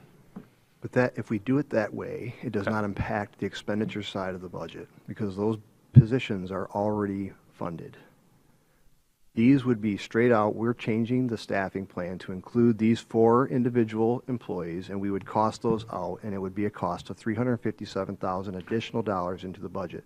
If we're going to use the staffing model where we can say the sheriff's department has 20 vacancies, they can do whatever they want with those dollars, that's a gamble I guess I wouldn't like to I don't make. think anybody was. Well, I don't necessarily agree or disagree with that. I guess I want to see what that looked like, maybe in future, but. I mean, I think So I guess my question is, are we funding or planning to fund current vacancies in the 100%. sheriff's department as well as the district court Yes. that have remained vacant for Who knows? how long? Do we know? I don't have Indefinitely? that I mean, there's always a vacancy, I guess Yeah. is where I'm going with that. Yes. When we look at our staffing plan, we fund it 100%, as if we were going to be fully employed. Okay. That is correct. And that $50 million is reflective of that. This is the way it's been done for decades. Could do it. I mean, the concern is that the sheriff isn't comfortable converting a unfunded correction officer to a discharge. I don't even know that they have the authority to do that because the staffing plan is something that we do unless it's an amendment. But at this point, I would understand that we would be approving a staffing plan. I think that's in the resolution, which means we are approving corrections officers. We are not approving a dispatch planning officer. And then the sheriff takes that information and he acts accordingly. And if we all agree that he should have a discharge planning officer, how do we make that happen when we know that there are corrections officers that are positions that haven't been filled in multiple years. There's been openings. So my recommendation would be make a motion to reduce the FTE staffing count in the jail by a corrections officer and add a discharge planner. Black and white. That could be in a response Need black also and if we white. deny these additions, and the sheriff could come back later and say, hey, we would like to trade one. So to Commissioner Andrews' point, it puts us in a tricky position. The Board of Commissioners approves the staffing plan. If we are going to violate the staffing plan, we're still within the budget, we still have the funding for it, but we aren't truly employing that corrections officer, or they're doing different duties. So it puts us in a quagmire. We've done it. We have had that relationship currently with the Sheriff's Department and the Detective Bureau that we discussed previously. They didn't have a road patrol officer. They had vacancies there, so we allowed another detective to be employed in that environment. They're in the same union. There's a relationship there already, so we had less of a heartache about it. But if you truly want to follow a staffing model, this is how you do it. They have a certain number of FTEs. The sheriff doesn't want to do it because of what he expressed previously, and it presents challenges for staff. So if we want to have a discharge planning officer, the board needs to vote to have a planning discharge officer, and we will adjust the staffing plan accordingly. Well, I think some of that is, I love it when people say this is the way we've always done it, because it's not, first off. So it's unrealistic to say, well, this is how many people they're going to have that are corrections officers. It's always going to be that way. I'm just using that as an example. We're going to grow. We're going to change the demands. One day we're going to need one less person at a window because people are going to be able to do everything they need to do with the county on their cell phone. Or probably displace a future employee that we haven't hired yet. So if we're going to be changed, if we think that they should have these people, I'm not in favor of adding a full-time employee to and expanding their budget and their demands. There's choices. If we're going to deny it, I would just soon just deny all these and say, come back later with a staffing plan that we can, because we approve the staffing plan, correct? Correct. Sometimes government's hard. I think part of the frustration is we've never seen a staffing plan. We have no idea what we're approving when we approve a staffing plan. We don't know if the staffing plan has changed through the administrator's discretion over the year, which you have, and now we're making these decisions still without that information. And I personally find that very challenging. We have not changed the staffing plan without board direction. Fair enough, but not changing something we've never seen is only so helpful. And I've been asking for that, to Commissioner Nelson's point at the study session. I've been asking for that immediately following that meeting, and I still haven't seen it, even though we approve it every year in our resolution. It seems like something we should see. I think we all would benefit from seeing a staffing plan, and it sounds like it's a spreadsheet maybe, I don't know, that exists. We have those documents in the legacy system. It's going to look, it has a format that we just updated when the board made changes. In our new MyGTC Workday, we have a number of different reports that we can run. Basically, though, the way it works, when an employee retires, anytime there's a rehire or that position is filled, HR obviously is working with the department to fill that position. It comes to me. Chris Reithel in HR is looking at it. I'm making sure it's in that approved staffing plan. The administrator does not change the staffing plan over the course of the year. For 2024, the positions that were added were formally added to that staffing plan. We have those documents, and we will share those with you so that you can see what the staffing plan looks like. I think to finish my thought on that, it would be helpful for us to see the staffing plan in whatever format you have for us. And also, as part of that, it hopefully would show us that's empty. There's nobody in that position. And it would be helpful to see next to that how many years it has been empty. Right, so we can see a little bit of a bigger picture. That's a little harder information to compile because we're not, what you're asking for is a rolling document. These plans, the staffing plans, are more of a static document. HR is monitoring that with, when positions, when somebody retires, when we terminate somebody. All of these documents take some effort to maintain, but to go to a point in time and say, this is where we were at, it changes every day. So, Well, okay, I accept that, except we have had multiple conversations with the sheriff about these positions, let's say the corrections officers, we've had a certain number empty for a certain number. That's what we're looking at. I don't need to know that, it was empty until it was filled 6 months later. I don't think that's necessarily what we're looking for. Commissioner, we can provide you with a list. I believe last week, because we're working on some of this for some of the budget reports that we're developing, across the county, we had 47 vacant positions out of 530 or 40 positions, and it does change. Positions are filled, people leave, people retire. Today we can tell you how many positions are vacant and not filled, but it changes every day. Okay, so to reiterate though, what we're asking for related specifically to corrections and the courts, right? That's what we're talking about. I don't really, not that I don't care about another department right now and their openings and maybe the fluctuations there if somebody left or somebody came. For the purposes of understanding these staffing requests and frankly the other two staffing requests, how do they fit into the matrix of the Tetris game of there's been a position empty for 8 years or something, right? Whatever it is. I don't need to know that it was empty for a month and was filled again, but in context of these positions, that would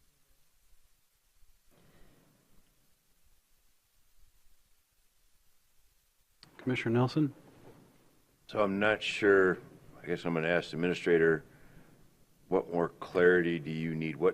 I'm not sure I fully understand what the request is, and that's not a criticism. I honestly not sure, but I'm not sure we're on the same page here. So I'm just trying to. My recommendation is, if you want to have a discharge planning officer, that you direct staff to change the staffing plan to reflect the reduction of an FTE for corrections officer position and the additional FTE of a discharge planning officer. That's my recommendation. And I hear that some members of the board are saying they want some more information to make that decision. And what more specifically? Again, I'm trying to. I feel like we've had, sorry. Oh, go ahead. Clarify, please. In August, in October, and now this, and this is all the this list of 4. We just keep getting the same list of 4. And we've had the same conversation about they are empty, and we got more data, and I feel like we're not able to move off. What data do we need? We need an. That sounds like I'm not arguing with you. The question is there a way to achieve it? In my opinion, at least 2. I hear about the treatment court coordinator and the discharge planning officer. One's corrections, one's in 86 district courts, probation. Are there ways to achieve those through amendments to the staffing plan that can eliminate positions that have not been filled for a good amount of time without increasing the overall budget and without impacting operations that are there already? And we're looking into administration to help us do that. And that's my recommendation, is to eliminate a corrections officer position. And if you want to have the discharge planning officer do just that. It does not increase it won't increase the budget, and it will not increase the overall staffing plan. What kind of assurances are you looking for that that's a good recommendation? So I think on discharge planning, between what we got from the sheriff showing some amount of time with some amount of unfilled seats, I'm comfortable to make a motion on the discharge planning officer. To Commissioner Seifert's point, is there a way to achieve a treatment court coordinator at the district court using an existing FTE that's been empty for a while? I have no information on that other than Commissioner Seifert has anecdotal, which is fine, but we would like data to understand that, is I guess my personal view. With all due respect, I think there may be a couple of people in the audience who can answer see them rocking in the chairs. Go there too. I see your head's bobbing over there. May I ask a question of Matt first? Is there a motion that the board can make to allow the county to kind of have that squishy feel with the staffing plan, that we're not going up or down in any given positions, but if there are vacancies, we can have a change. That we could have a discharge plan without eliminating the FTE, or do we have to adhere to the staffing plan? I'd be happy to make that motion without the word squishy feel in it. Or Well, ridiculous, but- it's just, it puts us in a trick bag. Right, yeah, I know, I Because- understand that. And I would just ask that kind of off the cuff. Yeah. And would that affect any labor negotiations if we're changing staffing plans? It very well could, because when you are a corrections officer, you are within the corrections officer's Right. bargaining unit, and they have a number of corrections officers that are within that unit. Right, so these are basically internal operating procedures. So if it's in the budget, you can always make a line item amendment to a budget. So that you're not approving or disapproving of the budget at this juncture. You're talking about what we want to see in the budget that we're being presented. So I think that you could certainly have that motion. I just would want to suggest that it be one or the other. Yeah. It needs to One be or one. the other what? It either should be, we'd like to see a budget that adds these as additional positions, or we would like to see a budget that proposes a reduction in FTE to be replaced by these. So a one-to-one or addition. Then I'm going to make a motion. Pen's ready, guys. Yep. I'm going to make a motion that we direct administration to present a budget that includes a discharge planning officer in lieu of a correction officer. So if that's a reduction plus or however. And I'm going to make a recommendation, and also in the motion, that we see a budget, or a budget is presented, that includes a treatment court coordinator with discretion to the administrator to work with the court to determine whether that can be, whether there is an existing position that should be rearranged, and if not, to include it as a new FTE at the district court. Can you put that in writing to me, because that's a long one. Go back and look at it. So you're only talking about the two positions, not the I'm four? only talking the two middle positions. Okay, I have a motion by Andrews to instruct the administrator to present a balanced budget with the addition of a discharge planning officer at the Grand Traverse Sheriff's Office, the reductions of a corrections officers, the addition of a treatment court coordinator, and at his discretion to figure out how to fund that by possibly reducing another FTE. I understand. That gives you what you need? Well, I can tell you what the answer is going to be from the courts. The courts are going to be that they need to have those positions funded fully, but I will certainly have that discussion with the court. My feeling is that that's a position that adds real value in our community, and I would like to see it squeezed into the budget somehow. I'm not disagreeing with that. I think there are other ways to potentially pay for that position as well. And if that's We're having opportunity. discussion with them. I'm going to second that motion. That's what I was going to look for. Thank you. Motion by Andrews, support by Walter, to instruct the administrator to present a balanced budget that includes, one more time, the addition of a discharge planning officer for the Grand Traverse Sheriff's Office, with a reduction of a corrections officer, the addition of a treatment court coordinator at the district court, with funding for that at his discretion, possibly with the reduction of a FTE in another position. That's the motion. Does that potentially move the ball on both? Everyone kind of feel that's a good? Discussion.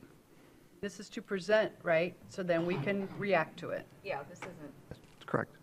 That's correct. We will have that for you.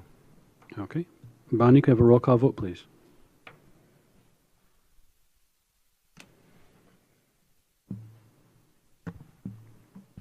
Andrews? Yes. Walter? Yes. Seifert? Yes. Nelson? Yes. Morris? Yes. Flynn? Yes. Henschel? I vote no. Motion carries. Next. Thank you. We have 13 vehicle requests. You've seen these from the Sheriff's Department, 4 from the Health Department, and 1 facilities vehicle. They are all in the recommended budget. Information technology, we have a $3.7 million annual investment in Workday, and that, I'm sorry, $3.7 million investment in Workday. That is a annual software fee of $454,991. That is also in the budget recommendation. Capital improvements, we talked about this at the previous meetings. We would like to separate the three main types of costs that are associated with our facilities. One, capital improvement. We would like to define that as a permanent structural repair or change to a property that increases its value, extends its life, or adapts it for new uses. We would like to identify a repair as a restoration of the function of the property by replacing a part or fixing a broken component of the property. And then preventative maintenance, which is regularly scheduled maintenance to prevent property failures. And we would like to fund each one of these individually. First, capital improvements. We have three examples of what we would recommend for the 2025 budget and capital items. One is a $600,000 replacement of the irrigation system. That is a staff estimate, but the existing irrigation system is, I'll let John speak to it, but it's rough. And we don't really know where the hoses are, so sometimes they get tripped and cut, and this would be a significant improvement to the Civic Center. Correct? Yes, it would be a significant improvement. That current irrigation system was installed in 1975, so it is well beyond its useful life. And then a $100,000 bathroom estimate to have a hard bathroom at Graylick in that area that we showed you previously with the map on that buffer zone that we were working with the Conservation Conservancy on. And then a kiosk of $45,000 that John has shown you in previous presentations. He has requested that those items be in the capital improvement budget. I thought the kayak kiosk was donor. There was a donor helping with that? That has not come through yet, so that is still a hope. Still a possibility. Still a possibility, yes. If not for this, but until we've got a firm commitment. So, Go by all means. I mean, these are three examples. We've talked about other things. Would we see a list at some point? John has compiled a CIP list in three different areas. CIP that has roughly $745,000 associated with. Pardon? Correct, $745,000 in that. So these three are the three. These are three.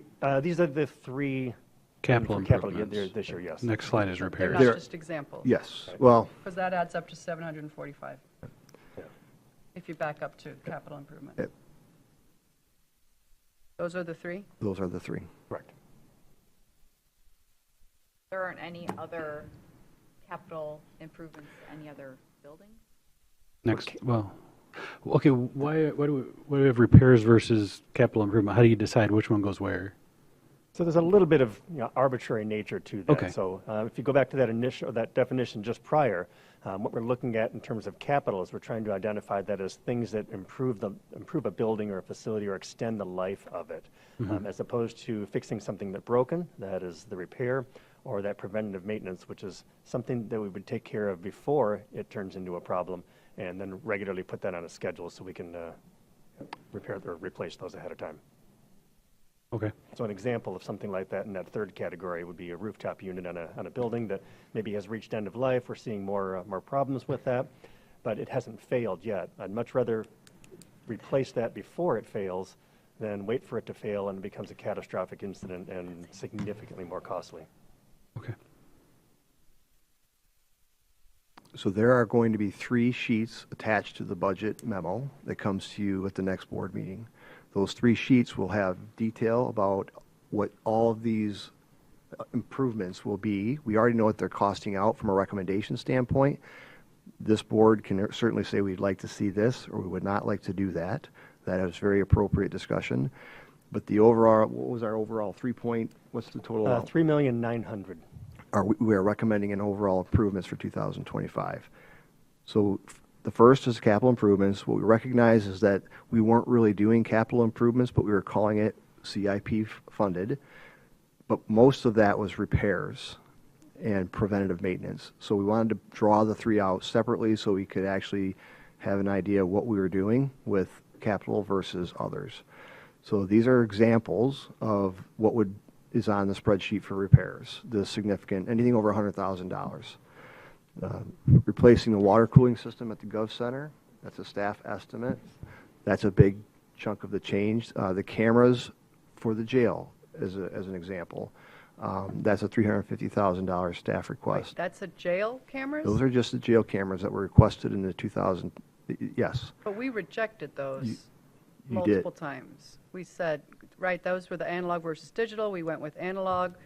So now they're coming in. I mean, it would help if it said cameras in jail, because we've also talked about cameras on all the buildings. We did. Security system. We did. So this is a replacement of all of them to make them one system, is that not correct? That was the request. Because right now, it's several different systems, several different kind of cameras. We gave them a Band-Aid last year. This is to replace them all where it's one system. They can access it in one place, and you don't have to have those breakdown and software issues that they are currently fighting with. But, well, then, can we play the game? Is $250,000 in repairs for an isolation cell in the jail in the list? So Yes. we're looking at a $700,000 investment in the existing obsolete jail in the capital improvement budget for Some of- 2025. You're not replacing the jail. Some of these items include carryover from the previously approved 2024 CIP. Those two items were in that list. So how would you like to address carryover items is a good question. Do you want It's to? what you recommend, and if the board doesn't like it, we'll pick it Give apart. us the list and we can pick and choose, right? We'll have it. That's the That would be a process. start, yep. And then preventative maintenance, just, again, staff estimates with some of these things for maintaining our existing parking lots and structures that, again, are not capital or necessarily repair. And I had an amount, John. What is the total amount for three? Total amount for preventative maintenance, $314,000. And what's the total of all three? For all three, $3,900,000. The $100,000 governmental remodel for first floor vendor quote, what is that remodel? I feel like $100,000 to remodel the first floor is not is just. It's very superficial. It's cosmetic. It's carpet. It's Carpet and paint? Yeah, we've received a carpet quote so far for the county side of the first floor. We're still working with Interphase on getting an estimate for the furnishings on that side of the floor as well. We've put together some drawings and actually meeting with the staff for those areas again tomorrow to take a look at all three of those. But the carpet quotes alone came in at $50,000. So no plan for the bathroom that's so much needed on the first floor? No. That's much more costly, yes. Bring a porta potty in. That's what I was You don't need a Put it right in bathroom. front so everybody has to walk past it. We got two elevators. Well, you We can't got make two elevators. Hey, stairs, get your steps in. Stairs are even better. Right. All right. So the next step would be for us to prepare for you a general appropriations resolution for 2025. We will bring that back to you first meeting in December, unless you want to have a special meeting this month to address some of the questions that you have that we can't address today. Like next Thursday, maybe? Pardon? Like next Thursday? I'll make turkey. Purpose of today is to give you a high-level overview of what we're proposing as a budget. You will see the CIP items specifically. You'll see that some of those CIP items and the three different costs, some of that is rollover or carryover from last year. The isolation cells are a perfect example. Those weren't done in 2024. The funding is still within the CIP. That funding would roll forward for that purpose, unless the Board of Commissioners takes affirmative action to not have that happen. Specific to the camera system, we have been asking to have a comprehensive approach to where and how we video. Cliff and Greg Bird and John have kind of taken the ball on that. They're just not ready yet to propose what that would look like. we think that would be north of $500,000 if the county wanted to actually move forward with a countywide comprehensive video system. That we're just not ready to make that recommendation yet. It was relatively recently that we talked about that. So we will send to you the information that we have based this presentation on, so that you can have that information, and the CIP items will be in that packet of information that we sent to you for consideration, and will be attached to the general appropriations resolution next meeting. I don't know that we need to have a special meeting, but I would love to see all of those different items we discussed before, like, the packet comes out before the December meeting, if possible. Together, I would love for them to come over to us. Yep. Holiday in there too. Yes.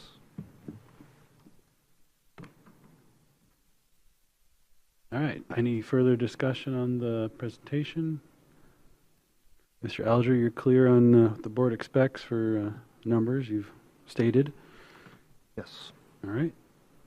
Let's move on to commissioner and department reports. Commissioner Nelson. I'll go. On December 3rd, the Traverse City Airport, Northwest Regional Airport Authority, is going to be having a community forum. So it's December 3rd, 6:30 to 8 in the McGuire Room of the Traverse City Public Library. So you're welcome to come. There'll be opportunities to share input, ideas, all that, and related to kind of all topics, but we have a big topic in front of us, which is the terminal expansion at the airport. But it's a great way to get some information and to also give feedback to the board members and the staff that'll be there. Very good. Other commissioner reports? Anything from CMH? Okay. I'm sorry. Same circus? Well, we have a meeting tomorrow in Cadillac at 1, and we're moving toward a more committee-based structure. So that's good. There will be a community needs assessment sort of committee included, and so I think it's kind of an important addition. The other report that I have comes from DHHS, who's very concerned that another board member has not been appointed. We had to have a meeting canceled recently because only one board member showed up. And lack of since quorum. There's, lack of quorum. So Well, we are in process. We have meetings scheduled. I will say, passing it along. I just want to comment on the Northern Lakes Community Mental Health going to a committee structure is very exciting. I sat on that board a little over a decade ago, and it was so just dysfunctionally rigid. Everything was just spoon-fed to the board. No committees, and it's just so great to see them getting away from that board governance.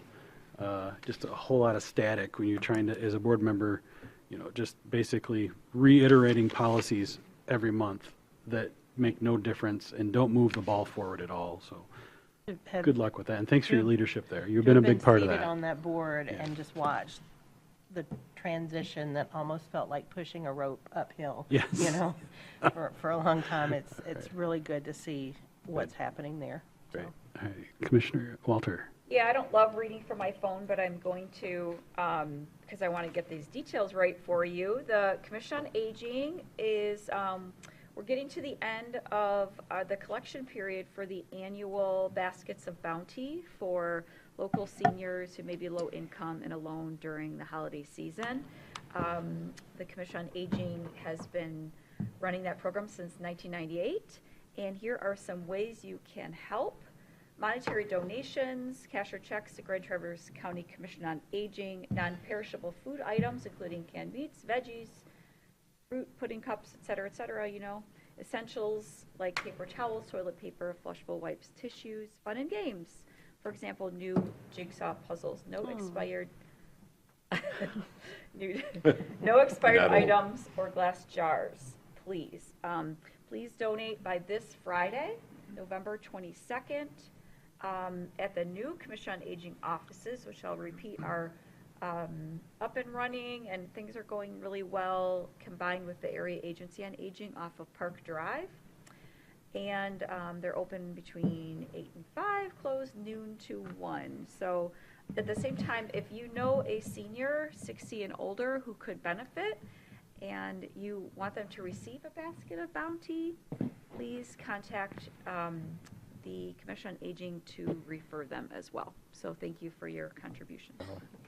Just to clarify, did you say the Commission on Aging is closed from noon to 1, or just that particular program? The offices are closed for lunch, noon to 1.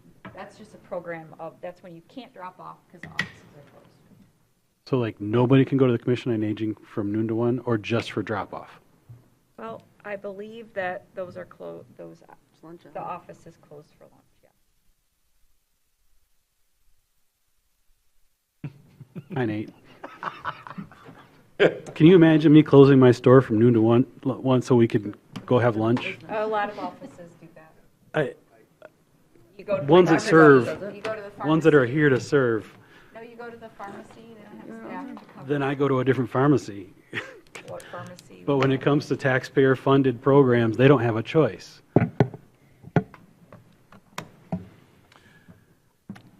Anybody else?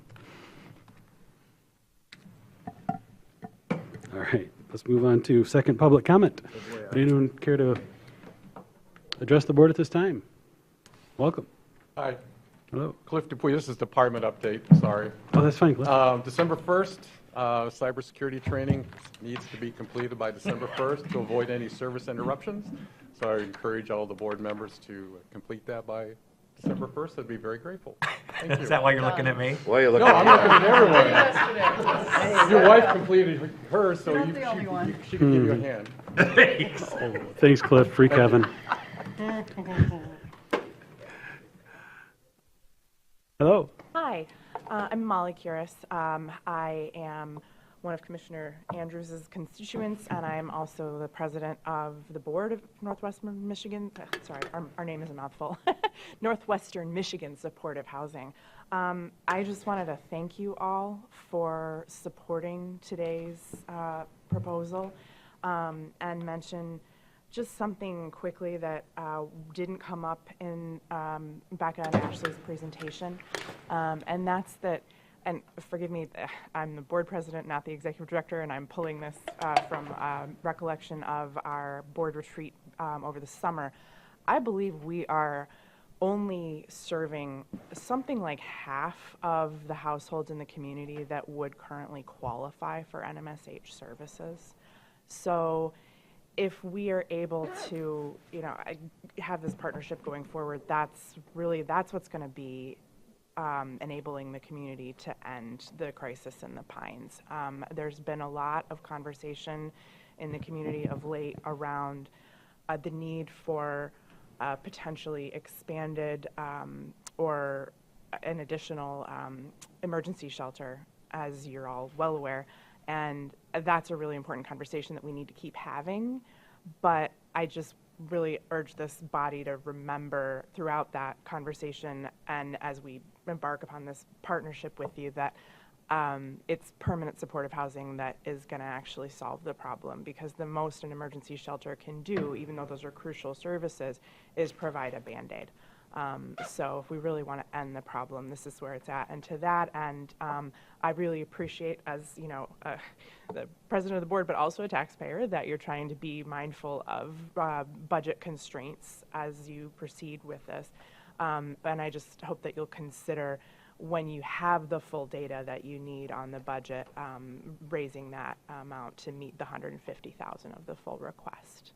So thank you so much. Thanks, Molly. And we're available too. I'm available to sit with any of you if you have any questions ever or requests. Thank you so much for agreeing to partner with us. Thanks. Hi, Sheree Shively, Paradise Township. I just wanted to make one clarifying statement. First of all, thank you for your direction to the administration for the treatment court planner. but the position that is open in the district court has been vacant for 4 weeks. Not a long-term vacancy. It has been a very short-term vacancy. And as Mr. Bott indicated, it takes time to fill a position. So I just wanted to make sure that you understood that. Thank you. Thanks, Therese.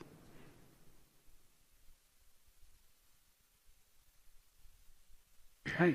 Hi, Darcy Pickren, Center Road, Traverse City. I just want to make a comment about the funding for the homeless and the Pines and all of that. I was not in favor of the money going to Northwest Supportive Housing, but I do appreciate their program, and I think it's amazing. I would appreciate the board taking a look at a process. I'm with QRT. I talked to Brad Neuter yesterday. We have about 12 primary stakeholders and about 45 secondary stakeholders that are all in this process of helping the homeless, those suffering mental illness and substance use disorders, the Pines, Safe Harbor, Goodwill Inn. And I would like to see a plan as to how we can bring some of these people together, because we are doing a lot of the things that Ashley and Becca talked about today. We have discharge planning with Keys to Freedom Ministries. I'm in the jail. We are paying rent.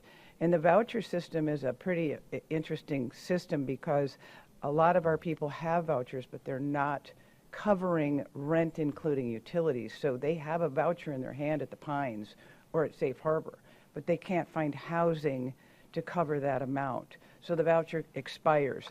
I used to work at Northwest Michigan Community Action Agency with Ashley. So I know the process. I appreciate what you're doing, but I hope that you can find a way to bring some of the boots on the ground people like Brad and myself who are out there helping people one by one. Keys to Freedom Ministries takes no local, state, or federal money. We are paying rent and doing subsidies, doing discharge planning, and all the other mental health services.